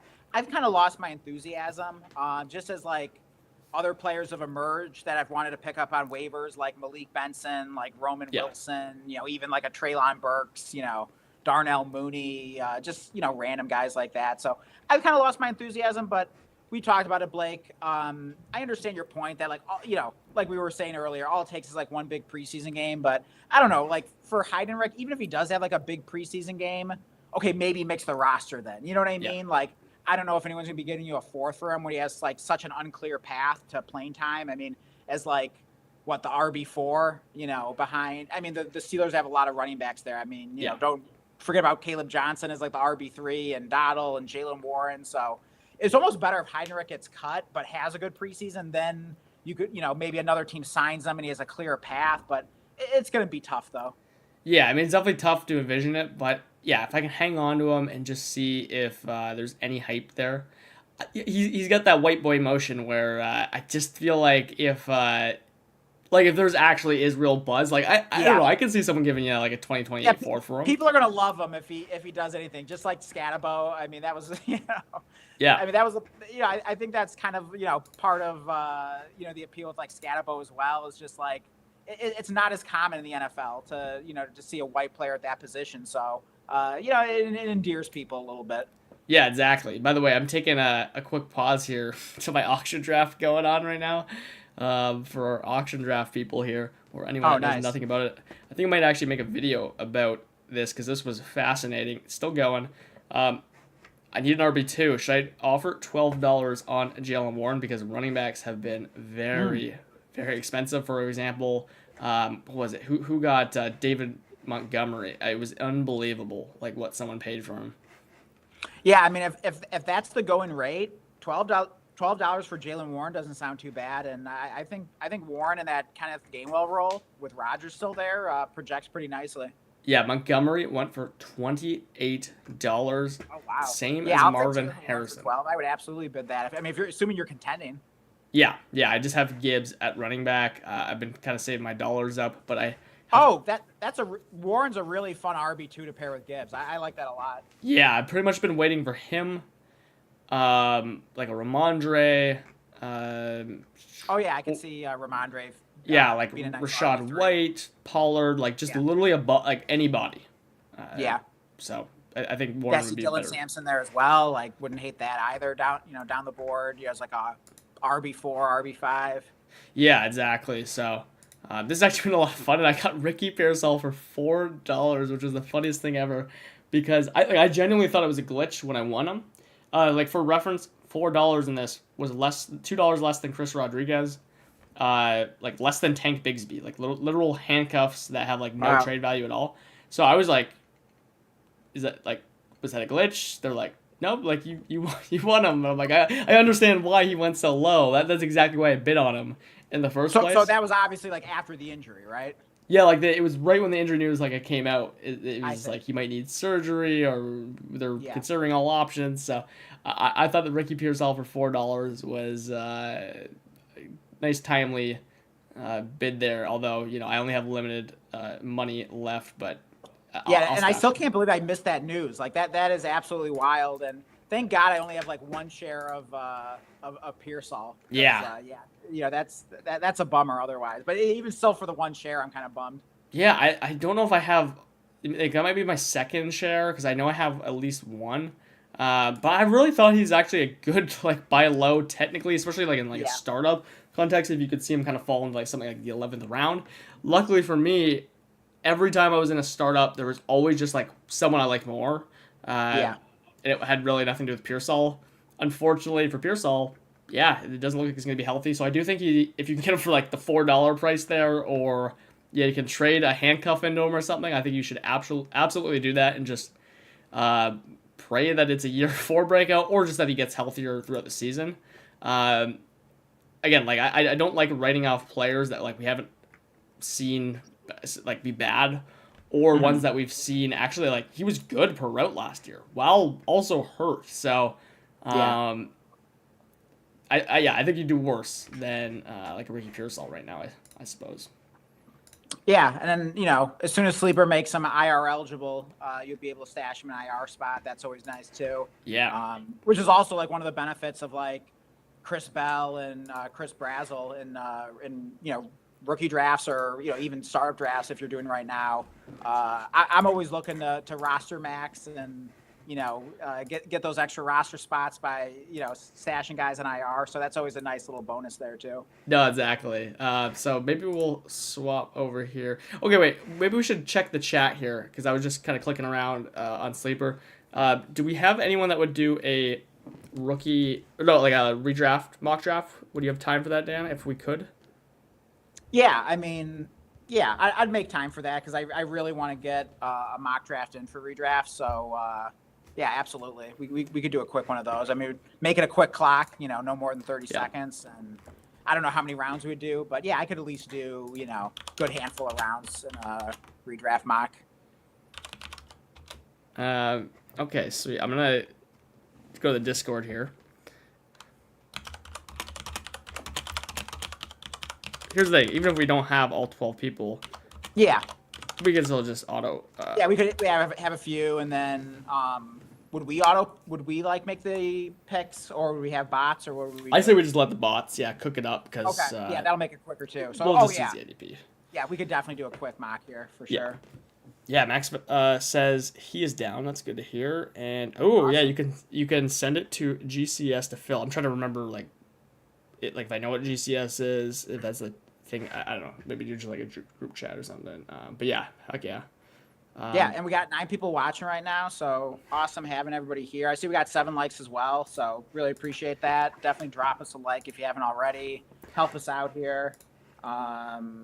Yeah, I mean, yeah, we recently went over 600 subscribers, and yeah, I don't know. What is our next goal? Is it 700, or are we just going like straight to 1,000? I say we just go straight for 1,000. We Yeah. gotta. So yeah, help us hit 1,000 subscribers, 1K. That would be pretty amazing. Like, I mean, I never even thought that is remotely something that would be within striking distance for this channel. Yeah. So really appreciate everyone's support over the years here. I mean, we've been doing this channel for I think just over 2 years now, just over 2 calendar years. So been really a fun experience, and yeah, I love doing these live streams with you guys, and yeah, just thank you everyone for all your support on the channel. Yeah, exactly. I mean, I think as we fire up here, I can see 1,000 in our sights here for sure. And hey, Max, good to know I'm not a complete unk because that is the only possible thing I thought GCs could be was a group chat. So, breath of fresh air there for me. I can relax, and I have not hit unk status. D-Man is in here. Who is D-Man? I like that. We've seen that name before. I swear, but D-Man, have you been around here before? That is maybe a lot of people are named D-Man. He says, "What a terrible draft class." True, but the hype's getting there. The hype's getting there on some players. And like I said, I sold Raritan for a second today. Was not expecting that. Yeah, I mean, he's literally my most owned player. So, I mean, I can expect why people might want him for the reasons that I do. But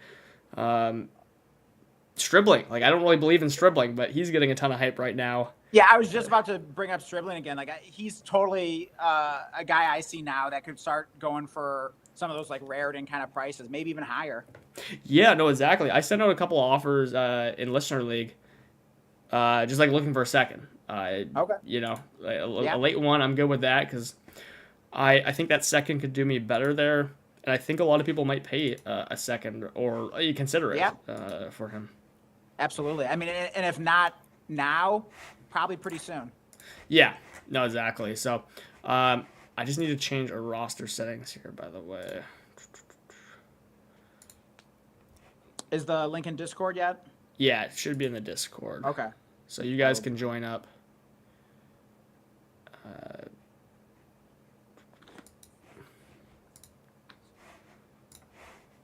Should be able to. But yeah, I think this will be a really interesting exercise because this will be like the first redraft mock that I've done. So I really haven't thought through like too many of these decisions of like, you know, in round one, do I want like this guy or that guy? I mean, obviously I have like a pretty good sense just from like, you know, being obsessed with Dynasty, but I still think this will be very interesting.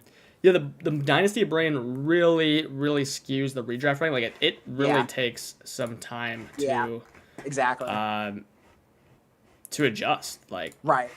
Shoot, hold on. I might have to make a new draft. Okay. It's not updating the rounds. We only have like 4 rounds here. Hold on. Hold on. I'm gonna make a new one, guys. Sorry. Okay. Hold up. Gotta.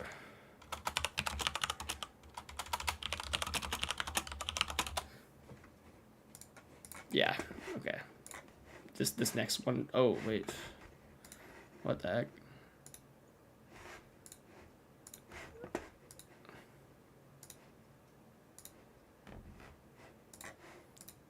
Like, why is it not updating that? I might have to make it off like my iPad or something. I'll try to make it off my iPad. See if that gives us more better success here. Jacob says, Blake, have you ever not effed up making a link? Yeah, I've messed everyone up tonight. That is too funny. That is too funny. Well, here's the thing. It should have worked, but it's not letting me change. I mean, it's technology. I mean, you know, Blake and I aren't perfect, but like, I mean, technology, you know, equally sucks too. So, yeah, you know, yeah, it should. Okay, there we go. So once I went to my iPad, no problem. It's working off my iPad when I'm changing the settings. So, but yeah, I mean, you combine the natural glitches of technology with, you know, the flawed, you know, nature of human nature, and yeah, you know, that's going to be the result. You know, we're going to mess up some links. Okay, here we go. Let me find this. I gotta find this pre-draft. Okay, hopefully this is it here. There it is. There it is, ladies and gentlemen. Oh, sweet. Nice job. See, we knew we'd eventually get there. We appreciate your patience. F you, Jacob. All right, so yeah, I'm going to get in the Discord and join this new link. Anyone that wants to join, just go to our Discord. The link should be in the description. I'll throw it in and then if you go to our general channel in the Discord, the most recent thing will be Blake's brand new link.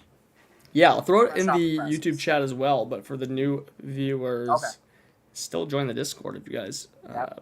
All right, Hawkeyes has joined the new link here. Awesome, Jacobson. Oh, people get to pick. Yeah, I guess get in here quick if you guys want to have a shot at your position. I'm gonna just sit in the middle. Oh yeah, let's go you and me back to back. Okay, we'll snipe each other throughout the draft here. Yeah, you know what? I have been studying up a little bit on redraft, but honestly not too much, just because I'm really just gonna play in a couple redraft leagues this year. Just being primarily Dynasty focused, but I still got to go hard for my main league because I got to go for back-to-back wins now in that one. And I think I'm gonna keep CMC. It's a keeper league. I'm gonna have to keep CMC in a chain. My first 2 picks last year. Okay, nice. Any thoughts though on potential? I'm just trying to remember who I could keep. Man, you would if my tight end room in there was Dynasty tight end premium. I had like Fannin, Loveland, Gadsden, and McBride at one point. Like all on that roster in redraft of all things, but they were just so usable as like flexes, each at like individual points that I was like literally starting like 2-3 tight ends, like while I had injuries and bye weeks. So Yeah. I had to drop some, of course, but Yeah, it was crazy last year. Like even in like my even like in my redraft leagues with like no tight end premium, like I was like regularly starting tight ends in the flex. Like it was nuts. Like tight end was just like so good last year. And I think it yeah, probably helped that like because of my dynasty brain and the fact that I was high on players like Fannin and Gadsden, like I just had like a wealth of tight ends like in my redraft leagues. oh my goodness, Jacob's right, but Jacob, I'm fixing it. I'm fixing it. It's fixed, Jacob. Don't worry. I didn't mess up the link. But Blake, you're living up to your reputation here. Yeah, fixed. It's because it reset it to like when I guess when I'm opening these links up, it's like saving my old settings, so it Okay. saved it as like Dynasty. I didn't realize, but there we go. We got it fixed. Oh, and I'm getting a call. All right, so it's updated to redraft ADP. We should be good. I'm not even Sweet. seeing Max in here, but hop in here, Max, now.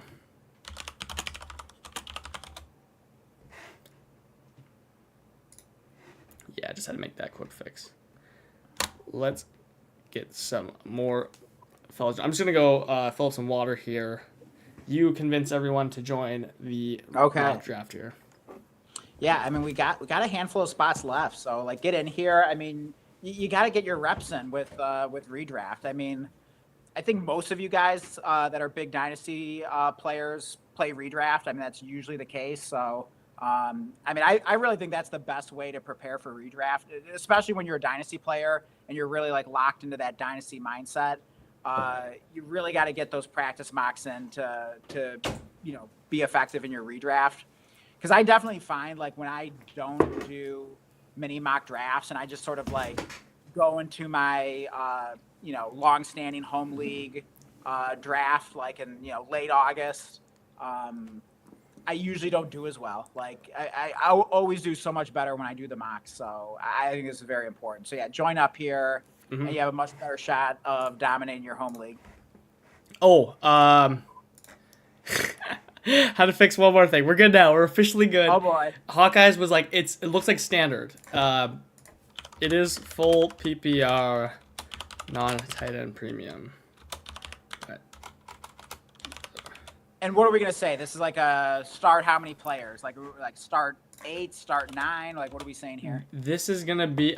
It's just how we have it filled out. If you look at the bench, it should tell you it's like 2 receiver, 2 running back, 2 flex. Okay. So, like, pretty standard, I'd say. What is that? I think that's start 8. Yeah. Yeah, quarterback, tight end, and 2 of everything else. So, yeah, start 8. Yeah, pretty typical. Obviously, we won't do any, kickers and stuff like that. Okay. I'm just going to go ahead and, if people are joining here that might not be watching the stream, so I will go ahead and, like, share the link with them and the...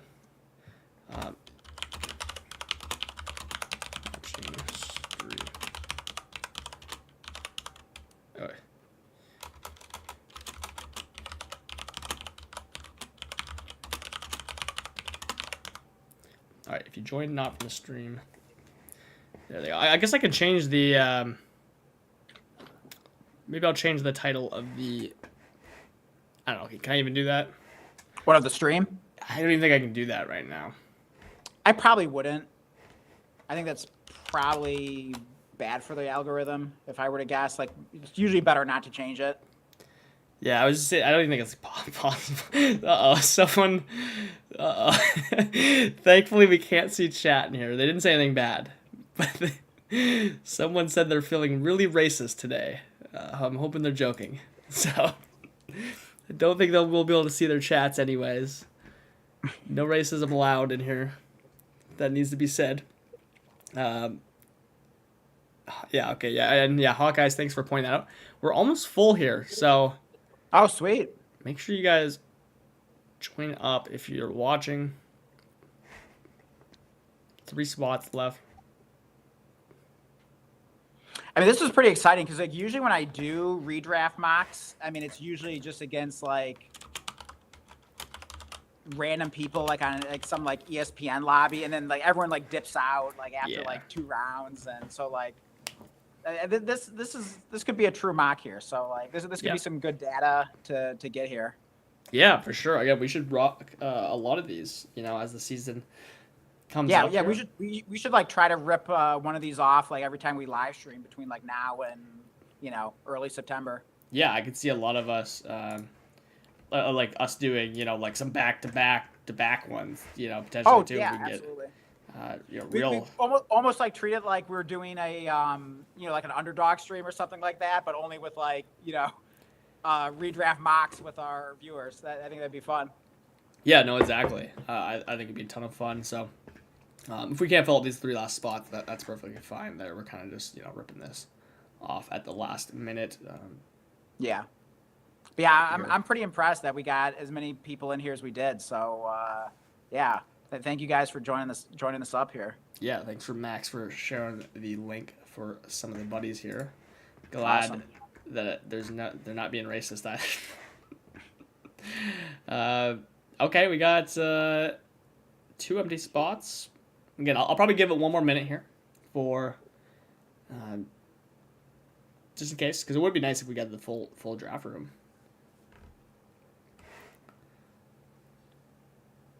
And by the way, Blake, I did watch like the first half of your recent video on the Sleeper Dynasty channel that you did with Levi from Data Driven Dynasty.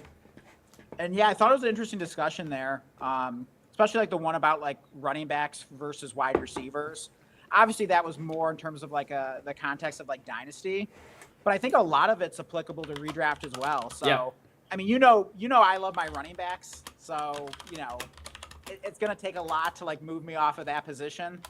With how much I value running backs in general, both Dynasty and redraft. But I do think there were some interesting points there in that video that I'm still kind of processing and still kind of determining like where I land. But at least has me thinking though. Yeah, no, I think especially like for dynasty purpose, that's more right way. For redraft, I mean, we can definitely talk some redraft strategy here. I am definitely more of a running back guy but I'm again, of course, I'm open to taking receivers. I guess it just kind of depends who the actual players on the board. We're more, you got to be more player takey for redraft. It's all about player takes in redraft as opposed to dynasty, how we like to play. Yeah. By the way, like I don't know why like my app wasn't like updating. I set a queue, but it looks like I'm getting auto picked. Oh, I can pause the draft for you for a second. Okay, want to pause this real quick? Yeah, you can just tell me who you want there. I was ready. Like I swear to God, like my app really just like glitched there. Wait, and now I just like totally lost it. I'll just tell you what player I want though. I'm gonna go with. I mean, it's probably early to take him, but I mean, can I just make a stand here? Plant my flag. Give me James Cook. He's already on your team. Before you even finished it, I put him on there. I appreciate it though for handing me CMC here. I absolutely. I mean, I thought I was going CMC. I'm like, wait a minute, like James Cook's there. I gotta go with James Cook. I mean, like, would I do that in a real draft? Like, I don't know. Like, I definitely understand taking CMC, but there's also a risk with his age, and I mean, he didn't like look amazing last year. I mean, there was definitely some PPR scam going on, which is why you should draft him. Why he's amazing for fantasy even at his advanced age. So like, I totally get it. Like, probably should have taken CMC, but I just love James Cook. I think he's going to catch more passes this year. Actually, there was even like a report on that recently I saw. I'll see if I can dig it up. But yeah, I mean, honestly, I think it's sort of overlooked that like the coaching changes that like, took place in Buffalo and, the OC moves up to head coach, and they have a new OC in there. Things could potentially be shook up a little bit. And we've already seen a report indicating that. So we know James Cook can catch the ball. So yeah, if that gets opened up, like it is wheels up for James Cook. Yeah, I'm firmly, as you know, in the camp that we've basically seen a ceiling. Of course, I think he can score a few more points, but for reference, I was for fun looking at like, if he keeps his basically the same receiving role, what does he got to do to basically even hit 20 points per game? He would need to repeat the rushing title like he did last year, 1,600 plus yards. He would need to score 6 more rushing touchdowns. Like basically, I did 6 more specifically, so he had 1 rushing touchdown per game, and his receiving touchdown still. So We're talking he needs to average over a touchdown a game, like basically, be, LaDainian Tomlinson for touchdown rate, lead the league in rushing, and still get, his same reception. Like, what do you have, like 30 catches or something like that? Or I don't know, something like that. I don't know if I can pull that up. Yeah, 33 catches. Like, he would be at 19.8 points per game if he did all that. So, I don't know. Does that make you feel any kind of way, or is it just James Cook, you think that a receiving role can come up? I really think the receiving role is going to increase. And yeah, I mean, led the league in rushing last year. We know he's a touchdown machine. And also, I mean, if they ever, if Josh Allen, getting up there in age ever decides that, he doesn't want to like be like a battering ram at the goal line anymore, like that's even more touchdowns for James Cook on this Bills offense. So I think there are like multiple avenues where he can increase his production this season. Yeah, no, I hear you. Ooh, okay. Man, this is fun to like do the first reach. I just see Derrick Henry sitting here. We're going with the not washed, but just the last legs running back strategy to get a CMC Derrick Henry start is phenomenal. I'm not gonna lie, I was thinking about Brock Bowers, but I was thinking about Drake London. Of course, thinking about amazing prospect in Jeremiah Love, but I had to go Derrick Henry there personally. He's got a phenomenal schedule also to open up the season. To have him and McCaffrey, and then we know he heats up at the end of the season normally. Yeah. This is just kind of how I felt last year, double tapping a chain and McCaffrey. I was like, I really can get both of those guys to start my draft, Basically, spoiler alert for me, I personally, and this is my first mock draft, I think you need to come away with running backs early and often because there are so many good receiver values that I've seen down the board. So that's generally where I want to lean. I was going to try out, again, like not taking two running backs to start, but could not pass up Derrick Henry there, for a future draft. Yeah, I mean, I kind of felt like there was a little bit of a tier fall off after Derrick Henry at running back. So I was pretty much looking at wide receiver, tight end, and some great options there. I mean, pretty much, I ended up picking Drake London, whom I'm very excited about this season. But the other three guys I was really considering were like the three that went off like right after I took London. Yeah. That was McBride, Bowers, and Rice. I would have taken Bowers over McBride. Between McBride and Rice, I may have gone Rashee Rice there. That would have been close though. But yeah, those are all great picks there. Yeah, no, this is a lot of good players in the second round. Right now, it feels really weird to see guys like Hampton, Chase Brown, Kenneth Walker going ahead against like Derrick Henry. It just feels weird. I obviously understand why. But yeah, I'm really liking this middle spot right now. You are on the clock there, Dan, by the way, just in case you didn't notice. Yeah, this is a tough pick, but I mean, Jeremiah Love's still there. Like maybe I just gamble on the upside of the rookie running back. I have him queued. For some reason, it's not letting me draft him. It says time's up. Yeah, I can. You got him. Okay. Okay, yeah. Okay, good thing I queued him then. Yeah. Yeah, I haven't thought too much about like where Jeremiah Love should go in redraft. I was kind of like had the thought the other day that like I could definitely see him getting drafted too high because we saw what the rookie season looked like for Bijan, even Gibbs to a degree.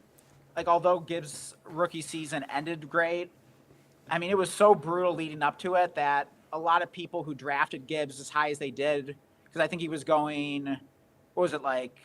His rookie season was like round 5, something like that, round 4. It was pretty high, I feel like. It was even like round 3. It was somewhere in there. I mean, it was pretty high his rookie season. I feel like most of those teams like didn't make the playoffs. So yeah. I'm all about starting strong, and a rookie running back probably isn't going to do that. So yeah, I don't know if early third round is or early to mid third round is too early for Jeremiah Love, but just decided to roll the dice there. I'm not sure I'd do it in a real league though. I think I would. If that's how the board looked. I mean, by the way, you're on auto draft, by the way. I just want to, in case you can turn that off thanks. There. And the reason why is, you're not paying that literal first round capital. I mean, remember when Bijan came out? He was like mid first almost in some leagues. It was insane. Whereas you're just like paying mid third here in this draft. I mean, I'm looking at the receivers.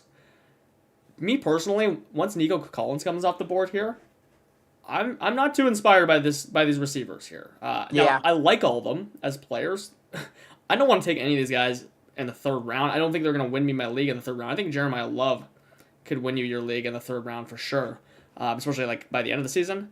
And then what I mean with the receivers is what's the difference between these guys and the ones that are going to come back to me in the next like 3 rounds here. I mean, it's just not significant enough. The running backs, I think, is an insane drop off the next few rounds here. Yeah, and honestly, I mean, that's why I went with Jeremiah Love, because I was looking at the receivers and it wasn't feeling too inspiring. So that's ultimately what made me go Love there. So I don't know. I mean, I'll have to think a little bit more about it. But yeah, it was tough there. I mean, that was kind of a tough spot to pick at. Yeah, I agree. That was tough. I didn't want Josh Jacobs. I think he's just like personally. I think there's going to be more receiver options. Even if I like a receiver a little more than him here, I'm still going to go with a running back. Get that third one, and then I'm just going to be firing off receivers down the board. Mm-hmm. Obviously, we can take a look at what else is happening here while we're not drafting. Yeah, love Olave. It's funny to see like Waddle go 312. Again, I haven't been watching many like best ball drafts, but it's just like really weird to see him go 312. I don't think that there's any way that's his ADP. Correct me if I'm wrong. So wait, I'm sorry. You think he's going to go higher or lower in real drafts? I gotta assume he's going lower than 312, like fourth round or something like that. Okay, I'm on the board. Someone said I have a retirement room. Man, yeah. Which is three true. Running backs. I mean, I'm loving that. So way to go.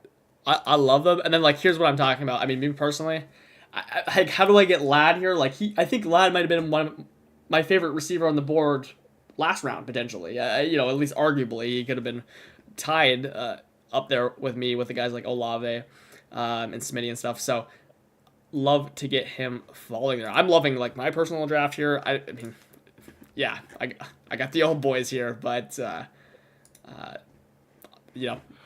Yeah, and I decided to roll the dice on a QB here. I mean, it is a start 8. I still think it's questionable because, I mean, QB is very deep. And I could, Blake, we were talking on like the phone the other day about fading quarterback and redraft. But, I mean, 4th round, I mean, it is kind of tempting here. So, this is a mock draft. Let me use this as an experiment, take Lamar, see how the team turns out.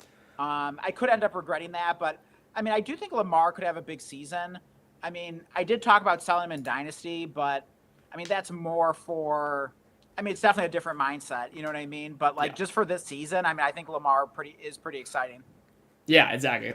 For reference, the kind of the way the draft's going now, I am now just drafting like officially as if this were to be my first. This is like my actual redraft.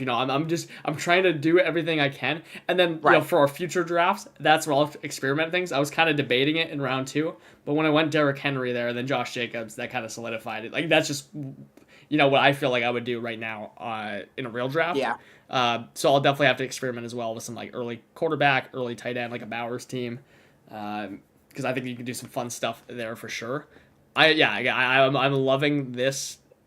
Like the outcomes so far on this. The one thing I'm finding really difficult is when I'm looking at these receivers in redraft context, I find it very difficult to decipher my dynasty brain off of these. Right. I don't know if that's the same for you, but I see like rookies and I'm just like, Mekhi Lemon's still there. And, even like Ladd, who's young, Yeah, absolutely.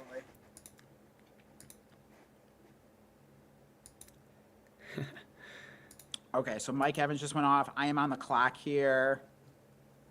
Okay, yeah, I mean, I got some guys in my queue that I'm feeling pretty good about. Let me look at my team though. Okay, so I have 1 quarterback, 2 running backs, and a receiver. This is a tough call between a couple players here, but I think. All right, I'm going Terry McLaurin. I really love Terry McLaurin, in general, but like for this season, but I mean, I have quite a few shares in Dynasty. I mean, the coaching staff there is talking about like just basically like, force feeding them the rock. And I mean, what was it? Like the press conference of like the new coach? Didn't he say like, this offense is like the first thing he said is like, we're going to like target Terry McLaurin like 10 times a game. Yeah. You know what I mean? Like, how do you not love hearing that? So, I mean, we'll see if that actually pans out. But, I mean, we were just talking about how, I mean, there isn't like a ton of competition there. I mean, maybe they signed Diggs, but I mean, he's kind of on his, I mean, Diggs can still play, but, I mean, he's getting up there in age. He's going to fall off the cliff eventually. I mean, Antonio Williams is a rookie. They bring in Chig, whom we like, but I mean, Terry McLaurin really could be a target monster here. So I don't know if it was the right call over a running back, but I don't know. I just really been feeling good about Terry McLaurin recently. Shoot, I did not see that Tootin was there. If Tootin was there, I think I still would have not taken a receiver and just swung for him there. Yeah. It went for 4 RBs and then just fired receivers down the board. But yeah, I like the JMO pick as well. Yeah, I was having a tough time picking between those guys anyways. I was just going to take the one that you didn't take between them. Yeah. In my mind, before you picked, I did slightly go JMO, probably from like Dynasty bias. I don't know if that's right or wrong, but right. I was also then realized that Christian Watson was on the board who just went to Hawkeyes. And I was then debating Williams and Watson, and I almost regretted not taking Watson somehow after. So, tough choice there. Yeah, these receivers. Yeah, I mean, I saw Tootin. I was really thinking about him too. I was also thinking about David Montgomery. I would have been happy with any of those guys. Maybe I should have taken Tootin, but I don't know. I mean, full PPR league, I just really think Terry McLaurin could crush this year, but I could definitely see going Tootin there. I mean, if I didn't have an RB2 yet, I 100% would have gone Tootin there. Even having an RB2 already, I still think Tootin may have been the right pick. But yeah, we'll see how it works out. I do really like Terry McLaurin. Yeah, I just fixed actually for Hawkeyes Tootin because he auto drafted, but he meant to take Tootin, so I just fixed it because he didn't come off the board. Oh, okay. Hard to look at like other people's teams here. I'd like to like comment on them. Yeah, if you're in chat, by the way, you can say who you guys think is having a good draft. But yeah, so far. I'm looking at this. Oh my god! Of course it's Jacob. Of course it's Jacob. I was like, Team 12 just looks like, I was about to say it literally looks like Jacob drafting a redraft team. It's literally him. Yep. Oh my god, that's hilarious. Yeah, I was right about to make the joke. Show your face here, Jacob. Let's explain it. I think he just said, I don't know. I think he's replying to something else, but that was awesome. Okay.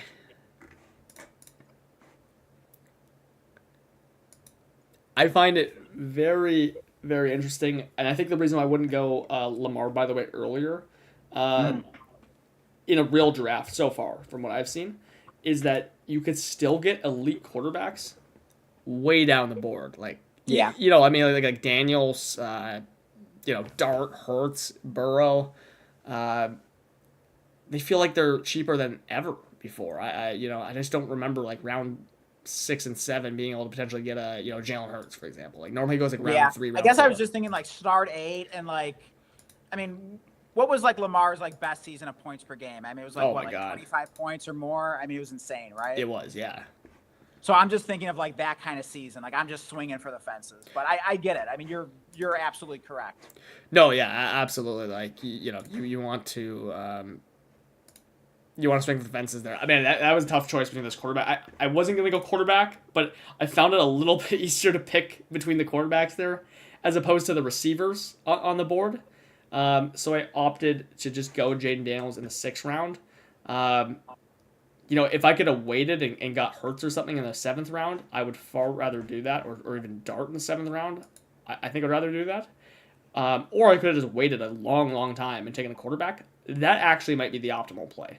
I think with this build, if I could go back in time here, I think I actually just click my favorite receiver on the board. And then this is probably going to be like a Kyler Murray, Malik Willis kind of team. Is kind of how I was planning that here. So okay, already something I think I would do differently on this build.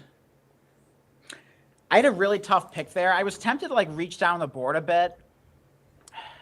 Sometimes I struggle with that, where it's like I feel like the later player is better, but like I might be able to get him around later. Yeah. Like, I don't know if I've ever like fully resolved like how to settle that. Obviously, it's like sort of a case by case situation, but man, sometimes I feel like especially like in sharper leagues, which Yeah. like my one main redraft league is like my long-standing home league, and I feel like in that league, usually when I play the ADP game, I end up regretting it, and I just wish I'd like taken the best player. So it probably is like league specific, but I mean, what are your thoughts, Blake? I know you're a bit of an ADP guy, but do you ever like regret like not just reaching down and take that best guy because like when you get sniped on him?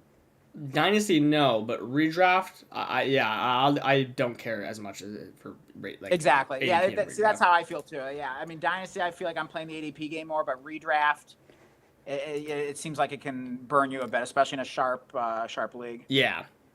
Oh man, Jackson Darts there. Yeah, like I mean, and of course you have other good quarterbacks or Herbert and stuff like that. Yeah, like I should have waited on quarterback, for sure in my opinion there. Yeah, but I was like choosing between some of the tight ends there, and it was tough. I mean, you got like Kraft coming back from the injury, but I still do really like him. But again, like trying to get out of like dynasty brain. Oh, I mean, we did kind of, Laporta was, did it auto? yeah. Laporta. Yeah, that is another guy I was considering, like, between him and Fannin. Here, I'm Uh, going to go with, here, give me Jalen Warren. Okay, Warren. All right. Well, he got picked. Oh, did he shoot? Give me, let's take Marv here. Go with Marv. Damn it! I was hoping Marv was gonna be there. Couldn't get away with it. Shoot. Now I gotta really pick here. Yeah. See this. I should have went a receiver for sure. I probably would have went Marv there. Honestly, last round is who I was kind of debating between the receivers. Yeah. This is so tough. Like, that's kind of a gross spot here. There's probably someone better on the board that I'm not seeing. I'm gonna go Chris. No, I'm gonna go Q. No, I already got Laud. Oh wait, hold on. I'm cheating. I'm changing my pick to. I think people won't be mad about it. I'm actually gonna change it to Chris Godwin of all people. I think Jordan Addison's potentially just a better pick. I don't know. I feel like wherever I got Chris Godwin on this board though, when I'm looking down at the receivers around him, I'm not too inspired. Obviously, I think QJ is a better flat-out pick, but I don't have both Chargers receivers. Yeah, and I do want to talk about my Harold Fannin pick. I mean, it wasn't the most confident pick in the world, but here's why he was kind of on my brain there and why I ended up picking him. I mean, we did recently make a Dynasty video where we said Harold Fannin could be a bit of a sell because, he has Dynasty and he does have value in Dynasty leagues, especially, tight end premium ones. And he's a really good player, and he had an awesome rookie season. Since then, I think like one thing that occurred to me is I was just sort of reminded of the fact that in terms of fantasy points per game, I mean, Harold Fannin did outscore Colston Loveland and Tyler Warren last season. Like, that is no small feat. You know what I mean? So, like, there's also a scenario where, like, yes, like the Browns added, some good pass catching weapons in the draft. And Fannin, he's definitely going to have to earn his targets this year, no question about it. But there's also a chance that, like, he is just like a stud. You know what I mean? And that, like, if he were to have, like, an incredible year two where he even takes another step forward, we would definitely be looking back and be like, yeah, like, why weren't we buying it more? Why weren't we believing that more? I mean, his rookie season was pretty phenomenal. Yeah. Oh yeah. No. Absolutely. I mean, yeah. For Dynasty, the only reason I'm potentially worried is that how the tight end position fluctuates. But my bags are packed there. my bags are absolutely packed. So yeah. I mean, I don't want to discount what Harold Fannin did at all. Yeah. Last But what do you year. think between Fannin and Laporta? I mean, like, I was tempted to go Laporta over Fannin. It was pretty close there, but it was one of those where it's like I kind of wanted to reach down, but the ADP kind of got me in the end. But like in a real league, like, I'm almost regretting not taking Laporta there a bit. What do you think between the two? Like, on the clock, which tight end are you taking? Neither, because I'm actually going Tucker Kraft there. Okay. And praying. Yeah, I mean, I should have mentioned him as well because, I was just trying to like make sure I was fully accounting for the injury and the fact that this is redraft. But I mean, do you think he could start the season okay? I'm hoping so. I would package another tight end with him, like Goddard or something like that. Yeah, that's true. And Yeah, hope, it's not or like you can't draft another tight end, so that's a good point. yeah. So I would just absolutely shoot to see if he could do repeat kind of what he did last year. And by the way, Za, we'll answer a question here in a moment. We're just coming up on the board, and we're primarily a dynasty channel, so we absolutely can answer a dynasty question for you here. Finally jumping into some redraft stuff here with this mock draft. So yeah, we'll got you in a minute. But I think I would go. I think I would actually probably go Laporta in a PPR non-tight end premium redraft context with Laporta, and not even factoring in ADP. And the only reason why is I think like an injury could like really help him if something happened. But like I just think he like has a chance to score like way more touchdowns. Yeah, exactly. I mean, that's really all that matters, like, honestly, in redraft. Yeah, I mean, I do think the Browns offense will be improved, but yeah, I mean, you can't compare it to the Lions, of course. Yeah. Okay. So I'm going to go Addison here because I was considering him last pick. Yeah, I mean. All right, yeah. So I got sniped on Cortland Sutton. This is a tough pick here. I'm kind of like. that was you. I got to pause it. Oh, I did get. Okay. You got him? So you wanted him, okay. I wanted Sutton, yeah. I'm sorry. Yeah, you were on like too many things at once here, But yeah, I wanted Sutton there. Okay, let's answer Za's question now. Sorry, yeah, we didn't like respond, Za. I told you we were just gonna pick. Answer it after we picked. We just picked, and we absolutely got you here. You asked, should you trade Bo Nix and get Jonathan Taylor, and a 2027 first? Yeah, yes. Like before yes, you should. Yes, get a Jonathan Taylor. I mean, Jonathan Taylor has like a higher ADP or the same ADP as Bo Nix, same value in draft, so you're just getting a free first. Or yeah, and we actually just recorded a video where I talked about like selling JT just because he's worth a lot, and he's an older running back, and Daniel Jones injury. Not sure exactly how the Colts offense is going to be this year with that, but I mean that's too much value to pass up. Yeah, and he said, or should he trade Hampton? Trade for Hampton, WVS, or Dak. There's probably supposed to be a player's name there or something. His QBs. His QBs are Dak, Caleb, Nix, Sanders. His RBs, Hall, Dowdle, JCM, Price, Jordan Mason. No, absolutely go for Jonathan Taylor in 2027 first. You are literally just printing out a 2027 first there for Nix, and that's great that you get to trade him for that because you already have two good quarterbacks in Dak and Caleb. So that is an absolute dream trade, and you should absolutely. I mean, hopefully that's like a trade in your inbox that you can do it rather than like hypothetical. Let us know, and make sure you hit the sub button if you want some more. Obviously Dynasty. Heck yeah, yeah, definitely in the right place for that. Yeah. I just pulled up the chat in the draft room here. Jacob says I was just so in shambles from QJ Brooks snipe. I zoned out. Hey, I mean those are two players worth tilting over if you get sniped on. Shoot, I was not preparing for this pick. I'm like not even sure when I want to draft a tight end at this point. Oh God, I got autoed Kyle Pitts. Oh yeah, we can. Yeah, I'm sorry, I'm doing too much at once here. Let me take a quick look here. I will take. What the hell? Give me Manungai. Oh boy.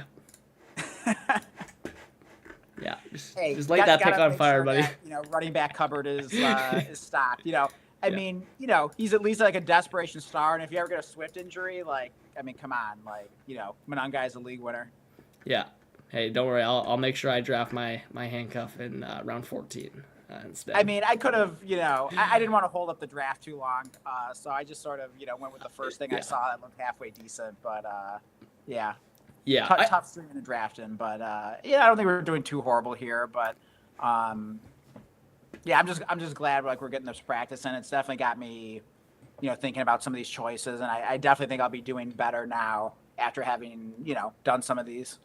Yeah, no, exactly. And Za said, appreciate it. Just want to know if it's fair trade. Yeah, I mean, like, if we're talking super flex, like, Knicks and JT are, like, basically the exact same value.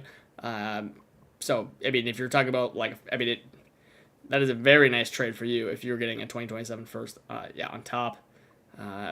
and you were asking about Hampton. I'll just add that we love Hampton basically as a player, but his price is so much right now, especially like in trades, that I probably wouldn't be trading for him right now, even if he can go up in value. Just me personally, I would just go a different route, like this Jonathan Taylor route, personally. Yeah, I mean Hampton really is so expensive. I mean, I actually managed to trade for him in a dynasty league recently, but it wasn't something I was looking for. It just appeared in my inbox. Basically, I was offered Hampton, and I had sent Jadarian Price and my own late projected 27 first. So I thought that was a really good deal. So I accepted that, even as much as I like Jadarian Price, but it was on a pretty strong contending team, and like Price was my RB2. I don't have like a ton of running back depth. Gibbs is my running back 1, but kind of falls off a bit after Gibbs and Price. So just having Hampton there to give me a shot at starting the season hot, and I mean just not just for that, but obviously like Hampton could have a phenomenal fantasy career. So yeah, I thought and usually I mean Hampton costs closer to like 3 firsts, which is why he's really not a buy. But I basically get him for 2 firsts. So that's much more palatable. Yeah, no, yeah, exactly. By the way, yeah, I was just looking at some. Keyshawn Booty got picked here by Zach. I mean, that's a surprise pick. Wow. I mean, I did see like a nice report on him saying he's making like all kinds of highlight catches. So did I, yeah. Camp and everything, but that's pretty high. Yeah, I can't say that I am rethinking him, after that, but yeah, Zach says otherwise. Let's see. And by the way, what happened to your camera, Blake? Oh yeah, my phone just like died. Like it just ran out of battery, and I forgot to plug it in. So okay. We're rocking no camera right now. But yeah, I mean the draft's basically ending here. So shoot, Kyle. I mean, I don't know how mad I could possibly be about Kyle Pitts getting picked, but it was just kind of like floating there for a long time. So it looked like I might be able to get him. I'm actually gonna go like I think this is like the greatest way to like swing at tight end here in round 10 is just click George Kittle, and then it like if it doesn't work out, oh well, like I got him behind Keyshawn Booty and Keaton Mitchell and guys like that, and JCM and Jordan Mason. So I think you can do worse at tight end there. I think that might actually be like the fix at tight end. It would be really fun. I mean, did you mean to take Kincaid, by the way? No, I didn't know my auto pick was turned on. I am so bad at streaming and drafting here. It's unbelievable. Forgive me. Like this is the first time we've done that. We've done this in a while, and yeah, doing two. Well, you're getting punished this. But yeah, I will get better at this. But I guess we'll. Okay, am I on the draft? You're on the clock again, so you're getting punished. Okay, I'll try to make an actual you got to keep here. Kincaid. Let's take a look. All I'm seeing is like quarterbacks and tight ends. It's crazy. Exactly. Yeah. Like, look, there's still awesome quarterbacks on the board. Like, it's like almost. All right, give me my boy, my new boy, Khalil Shakir, whom we might be making a video about at some point in the future. Here, we won't give it all away, but I don't hate Shakir at this point. I mean, we're definitely not DJ Moore believers. Someone's got to catch passes there, and I was just talking about the coaching staff being changed up there in Buffalo, and that really hasn't been talked about at all. I don't think I've heard like anybody talk about that. But that could result in some changes, and I think that could benefit a guy like Khalil Shakir, honestly. Yeah. Oh, yeah.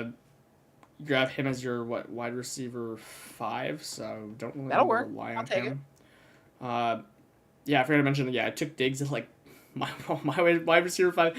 I'm kind of just pretending like he's the Commanders' wide receiver here in that pick. Okay. Yeah.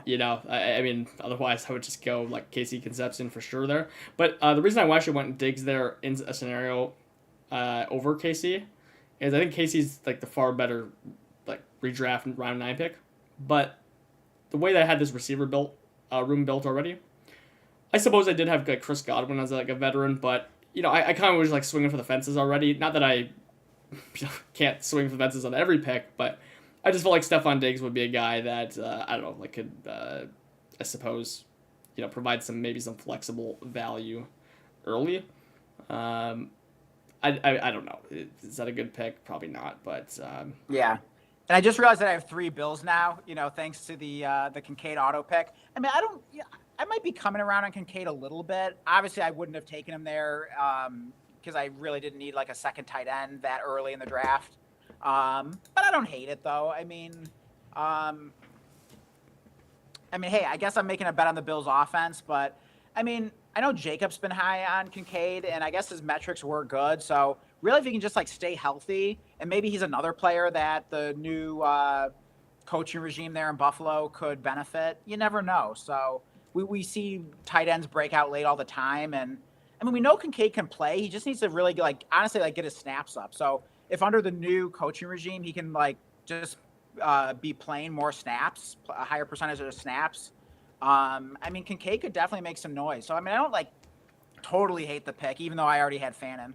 Yeah, I was actually going to pick Kincaid until I just saw George Kittle sitting there. And then I was just going to hope Kincaid fell back to me the other way around to pair them.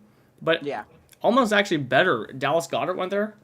And I almost think that might be I don't know, is it better? Because I was just thinking, if Kittle's not doing anything, I feel like I got a probably usable tight end, not terrible one in Goddard. Whereas Kincaid, maybe I just draft 2 bust tight ends. You know what I mean? If he's just not doesn't have an improved role, and then Kittle's injured, I feel I don't know, maybe I'm just kind of stuck at tight end with nothing there. But does that matter though? I mean, maybe I should just grab both high upside tight ends if that is an option. Because who cares? I can just go stream one. So something right to think about. Yeah, I don't know. That is kind of an interesting debate. I mean, I feel like last year there were always good tight ends on waivers because tight end was just so freaking deep and productive last year that I remember in some redraft leagues it was my God, I might have to drop Gadsden or damn near drop Fannin. I mean, it was just getting ridiculous, yeah. And it's I also got Tyler Warren on this team, and it's just especially all those rookies. I had the Dynasty brain, and we're hitting on so many of them. Oh, good Lord, I got autoed again. Okay, I am the worst. Hey, you got another Packer. Drafted and streaming here. Good Lord. Well, okay, I guess we're taking Jordan Love. Hey, if Lamar gets hurt, we already got, solid QB waiting in the wings there. You got both J Loves there. Hey, there you go. That's got to be worth something. Yeah, so I went Golden. I don't even believe in Golden, but yeah. I passed on Watson far earlier in the draft. Maybe I did something right there. Maybe Matthew Golden has some kind of role. So I don't know. Who knows? Gonna dream there. And then I'm gonna go Dylan Sampson here just in case there's any issues with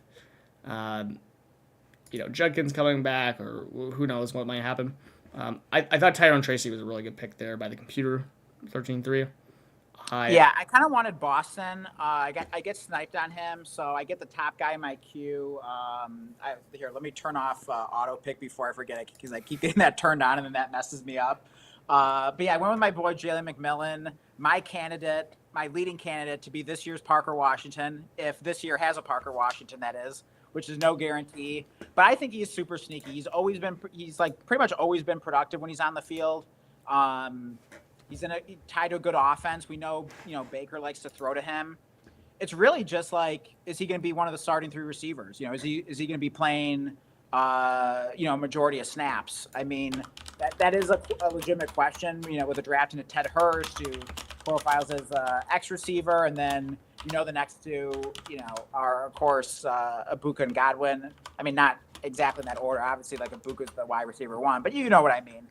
So McMillan, I mean, he could find himself on the outside looking in, but I don't know. I just sort of have a sneaky feeling that one way or another, he's going to find himself onto the field. And if he does, I think he's going to be productive. I mean, yeah, he would have been a really solid pick for, my build here, just taking a swing on him. Yeah. Someone, I definitely could have considered there. And then I think, I don't care if someone signs me in a mock draft around 14, but Deebo Samuel here getting signed into the Niners could be a fun kind of just, again, maybe, I don't know. Do I need another veteran wide receiver? Probably not. Maybe I should just pick a guy I suppose Travis Hunter, bring him into week 1 here. If he's still there, and just see what happens. Just drop him, I mean, I think these late round picks you know, my mind wants to say, just get the guy you know is gonna do something, but Hmm. why not just swing Yeah. and just see? I mean, Yeah. if you took a swing on a guy like, I don't know how late QJ was going last year, but pretty late. Um, week one he went off. That's kind of the thought process is, can you catch a guy like that? Yeah, absolutely. But I mean, I think the further down the draft you go, the further down the rounds, like upside becomes like more and more important. Just swing for the fences. I mean, especially like in a start 8, which we're assuming this league is. You only need so much depth, and like there's probably always going to be like good stuff on waivers as well. So just swing for that league winner. Yeah, no, exactly. I don't think if I was in a real draft, I normally don't go ever like two quarterbacks if I go like one early. What I should have done is I should have went Goff like Kyler Murray or something like that. This is unbelievable. If this is like how real drafts will go, that you can just get all these quarterbacks late, but I will just take Travis Hunter for the mock here. But wow, yeah, I regret taking Jaden Daniels so early there, even at in the 6th round, because what a quarterback room like Goff and Kyler Murray could be, just as like zero QB. I mean, you just can't fix any other position like that. I suppose tight end you can, but like someone just took. Okay, Max. I mean, that's got to be a joke. Yeah, okay. Charlie Cola. I was about to like name like the first tight end I saw, but it was literally Charlie Kohler. But yeah, tight end you can kind of fix later, Yeah. but yeah. And swinging on upside here, I went with Emmett Johnson. I like him a lot as a prospect. And Chiefs offense, I think they're going to be running the ball more this year. I mean, I really like Kenneth Walker this year. And if anything happens to him, I think Emmett Johnson is going to be the guy you want to own. And I think he'd have league winning upside personally. He might even be like usable with Kenneth Walker healthy. I'm not saying that's likely, but he could have maybe a pass catching role, a change of pace role. He could be maybe a desperation start if all goes well. Now, for Kenneth Walker's sake, I'm hoping Emmett Johnson isn't much of a factor when Walker's healthy, but you never know. But mostly for his handcuff appeal, I definitely think Emmett Johnson could win leagues if Walker went down. Yeah, no, for sure. I love some Emmett Johnson, especially that pre-draft. But I actually almost like him more now because he's so cheap in Dynasty, and yeah, I mean, it's just he's still the same player, but obviously, yeah, K9's there. But yeah, I mean, he's still sitting there in the mid-3rd round in that rookie draft that we were talking about earlier, New Blood. Oh, by the way, yeah, for anyone that. So the league used to be called Blood, Sweat, and Beer. So, yeah, I'm sure that name has come up from time to time on stream. So, anyone out there knows that, yeah, we changed the name to New Blood. So, yeah, it's the same league, though. It's the league that Blake and I met in, 3 years ago or whatever it was. But, yeah, Emmett Johnson's still sitting there, in the 3rd round. So, yeah, I mean, I feel like he was typically going earlier than that. So I'm kind of surprised that he's still sitting there in this league. But yeah, I like him in redraft as well. Just, especially in a shallow league like this where you're just swinging for the fences. Yeah, I'm trash talking Max here for drafting Charlie Kohler, potentially unironically. He's really? Actually, I don't know. He said you could just drop him, which is true. Yeah. But he was saying his numbers are good, but Jacob replied with what I would say, in that how many routes did he run last year? I mean, he has 20 career catches or something like that. I could not personally believe that he is a real person for fantasy. Yeah. What do you think? Should we review each of our teams here? Just give a quick breakdown. We can kind of get feedback on each other's teams. Yeah, for sure. Yeah, let's get you going up. Here, why don't you pull up your team view rather than the draft board? Just because it's right where your camera's in the way. Oh, okay. Here, actually, I'll just pull up on my phone so I can see it. So yeah. Okay. Let's see here. Okay, yeah, I'll click on Blake. So yeah, let's take a look at your team. Let's see what this looks like. So your quarterback is Jaden Daniels. Your 2 starting running backs are CMC and Derrick Henry. That looks awesome so far. Got Ladin Jamo, not too shabby, for fading receiver a bit. I like both those guys. Kittle is your tight end. I mean, we're concerned about the injury, but I mean, hey, you got Goddard as a backup, so I think that'll work. I think Goddard's a perfect backup there. Your flex spots, Josh Jacobs and Chris Godwin, pretty solid there. And then on your bench, you got Addison, Diggs, and then Matthew Golden, Dylan Sampson, Travis Hunter. Yeah, I think that looks pretty solid all the way around. Like, I really can't pick it apart too much. I think you did a solid job there. Yeah, appreciate it. I think just going running backs earlier there made me feel really comfortable drafting. It almost felt like too good because it was actually like really hard to pick players after, and not in a way where I was ever forced to feel like I needed to take something, which is amazing. I literally had no pressure. Yeah. Like, I really didn't have to look at the trash running backs going down on the board. Although I would have actually potentially taken Tootin there, in round 5. I knew he was there because I could have known there were more receivers. If I did that, maybe I don't go with Jaden Daniels. So I think there's some things I would fix here potentially if I could redraft it. But was really, really happy with how the team went out. And again, elite running back, in theory, elite quarterback. And then I feel like in theory I could have elite tight end if George Kittle came back, and some swings at receiver. Of course, I could always try and get lucky in the waiver wire. So I feel like that's kind of my strat this year for the most part. But let's look at your team. You start out with James Cook, not what I would do, of course, but no, you get Cook, and then London at 208 is a phenomenal pick. But between him and Bowers would have been really tough if I did not have Derrick Henry there. I think you still go probably London just because tight ends are better down the board. Right, exactly. That was my reasoning. But it is tough though because it's tough. Bowers might just flat out outscore London, and it is only I only mean that because I literally think Brock Bowers is just goated. And by the way, I don't know what channel it was. I can't even remember. I think it was Josh and Hayden. They actually had someone that was on the Raiders staff. Did you see that video the other day? No. They were interviewing someone on the Raiders staff, and what they said about the Chip Kelly and Pete Carroll. I mean, if you weren't already high on Brock Bowers, you should watch that video. That will get you pumped up for him. They were basically saying they were looking at him in their receiver room, and they even had Jacoby Myers at the time. Of course, they don't have him now. And by the way, he doesn't work for the Raiders anymore, which is why he was saying all this stuff on the interview. And he basically said that their goal was they literally wrote down the stats, the records for tight end, the tight end position. And they were going to week by week check if they to try to break all those records with Bowers, because they're if we're not using him that much, we're doing something wrong.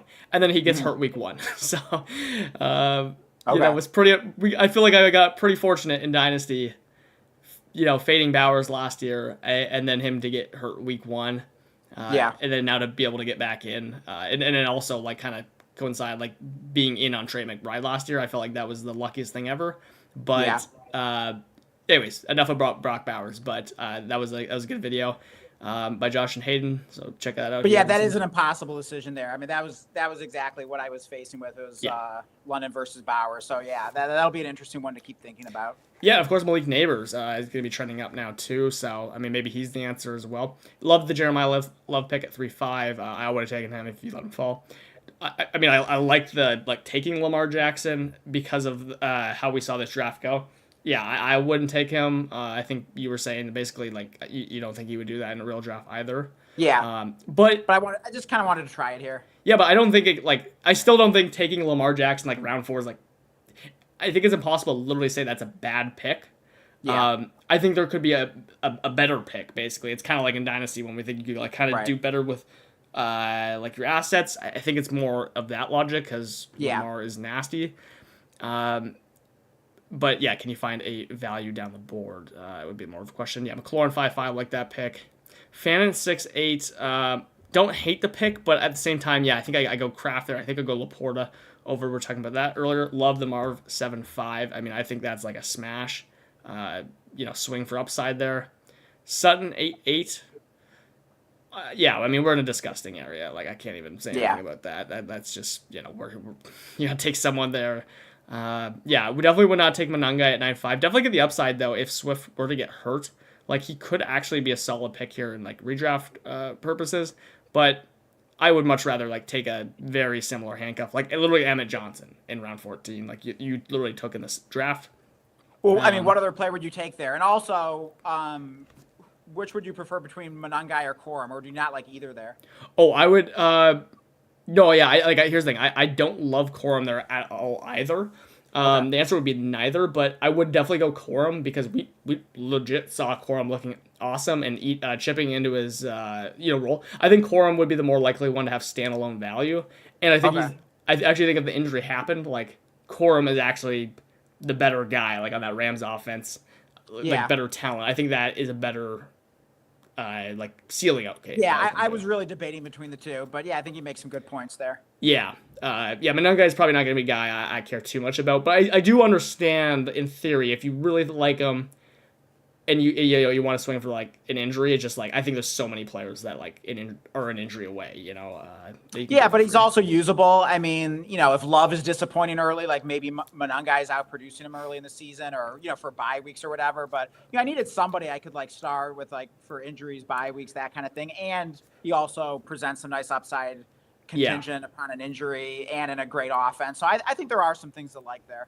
No, of course, yeah. I think actually I see Aaron Jones just sitting there at 9.8. Like I think if you want a guy that might be flexible, I don't love the upside in Aaron Jones at all, but I actually feel much better about playing him. Yeah, but because he's my RB3, I'd rather go for the upside than like if I had to start him. But even if I had to start Monangai, it's probably not going to be that much worse than Aaron Jones. I mean, I don't know if that's a hot take or maybe you disagree with it, but that's just how I feel. Maybe I'm just like way too alum. I literally think Monanga is like unstartable, like unless really there's an hate injury. Monangai. I mean, you hate him as a prospect, and I mean, even when he proved you wrong, you still hate him.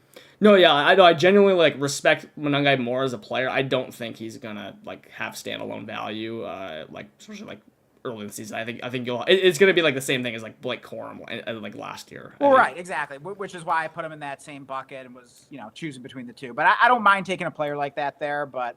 I mean, there just really wasn't a lot on the board that I was like really excited about. So yeah, no, I definitely understand.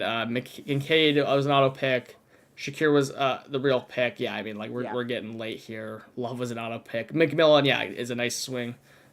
Late, and then Emmett Johnson. I mean, if anything were to happen to K9, that would be a phenomenal pick. So really like that too. So yeah, I really like the build, but obviously like or like the a lot of these players you took. But yeah, I think like what you're saying, you're just testing something out. So.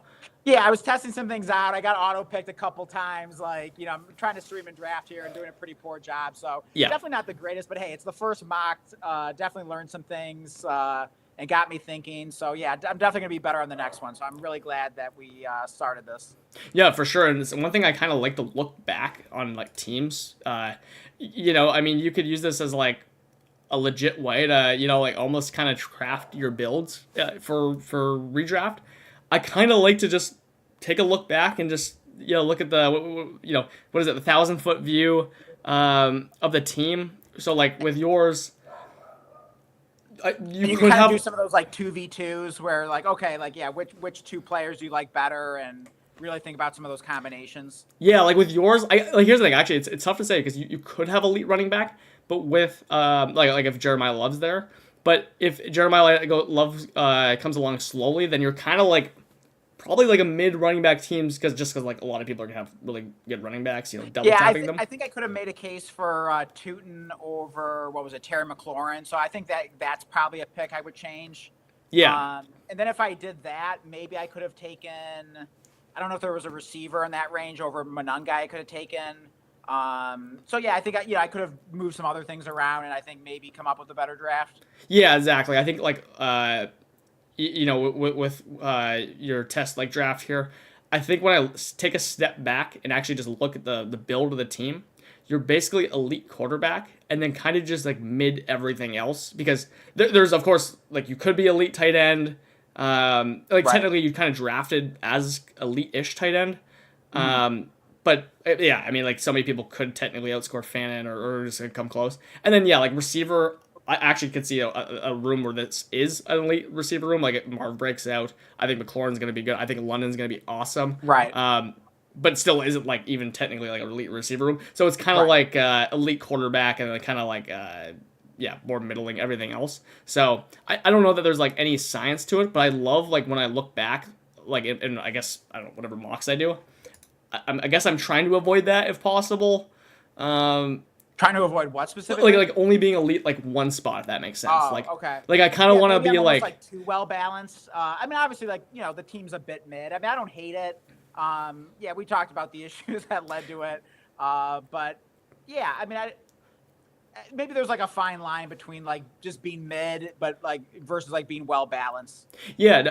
I think because that's what I think I've learned, like doing redraft, like messing up myself, is I'm like this team's way too mid. I don't even have a strength on this team. Right. So I Right. mean, that's why I swung for Daniels there at 6'7", not knowing that like yeah, Dart would fall down to me. So I could be elite at running back and quarterback, and then I'm trying to be elite at receiver and tight end, just shooting with those upside. But whether this team would be or not, but Yeah, I we'd have mean, to find even out. if you just change my McLaurin pick to Tootin, now all of a sudden I got a strong running back room, do I not? Exactly. So like maybe to your point, like even just one simple change like that can make a difference. No, yeah, 100% agree. So that's just like one thing I've been Yeah, noticing on my drafts because like if sometimes you can't really like put a finger on why you're yeah, not loving a draft, and it's just like okay, that's kind of why it's because I'm not like really strong this yeah. goes anywhere. Um, yeah, so that was a lot of fun Cool. though doing Yeah, a absolutely. So yeah, we should do more of these. Let us know in the chat, in the comments, if you'd want to see more of these redraft mock drafts. I think they're awesome way to prepare, especially since like we're doing it with all you viewers out there, getting real people. I mean, that's how you get like a real mock draft that means something more than just like drafting against bots or some ESPN lobby where people drop out after like the first couple of rounds. So super fun, very helpful. Hope you guys enjoyed that, as well as the rookie draft talk that we were doing earlier, because yeah, definitely having a lot of movement with training camps getting going here. So definitely a really fun time here. We got the season right around the corner, so definitely make sure you're subbed. We'll be covering both Dynasty and redraft, all the way up until the season and beyond. We'll be helping with your start sits during the season, and a ton of other stuff. Anything else you want to add, Blake?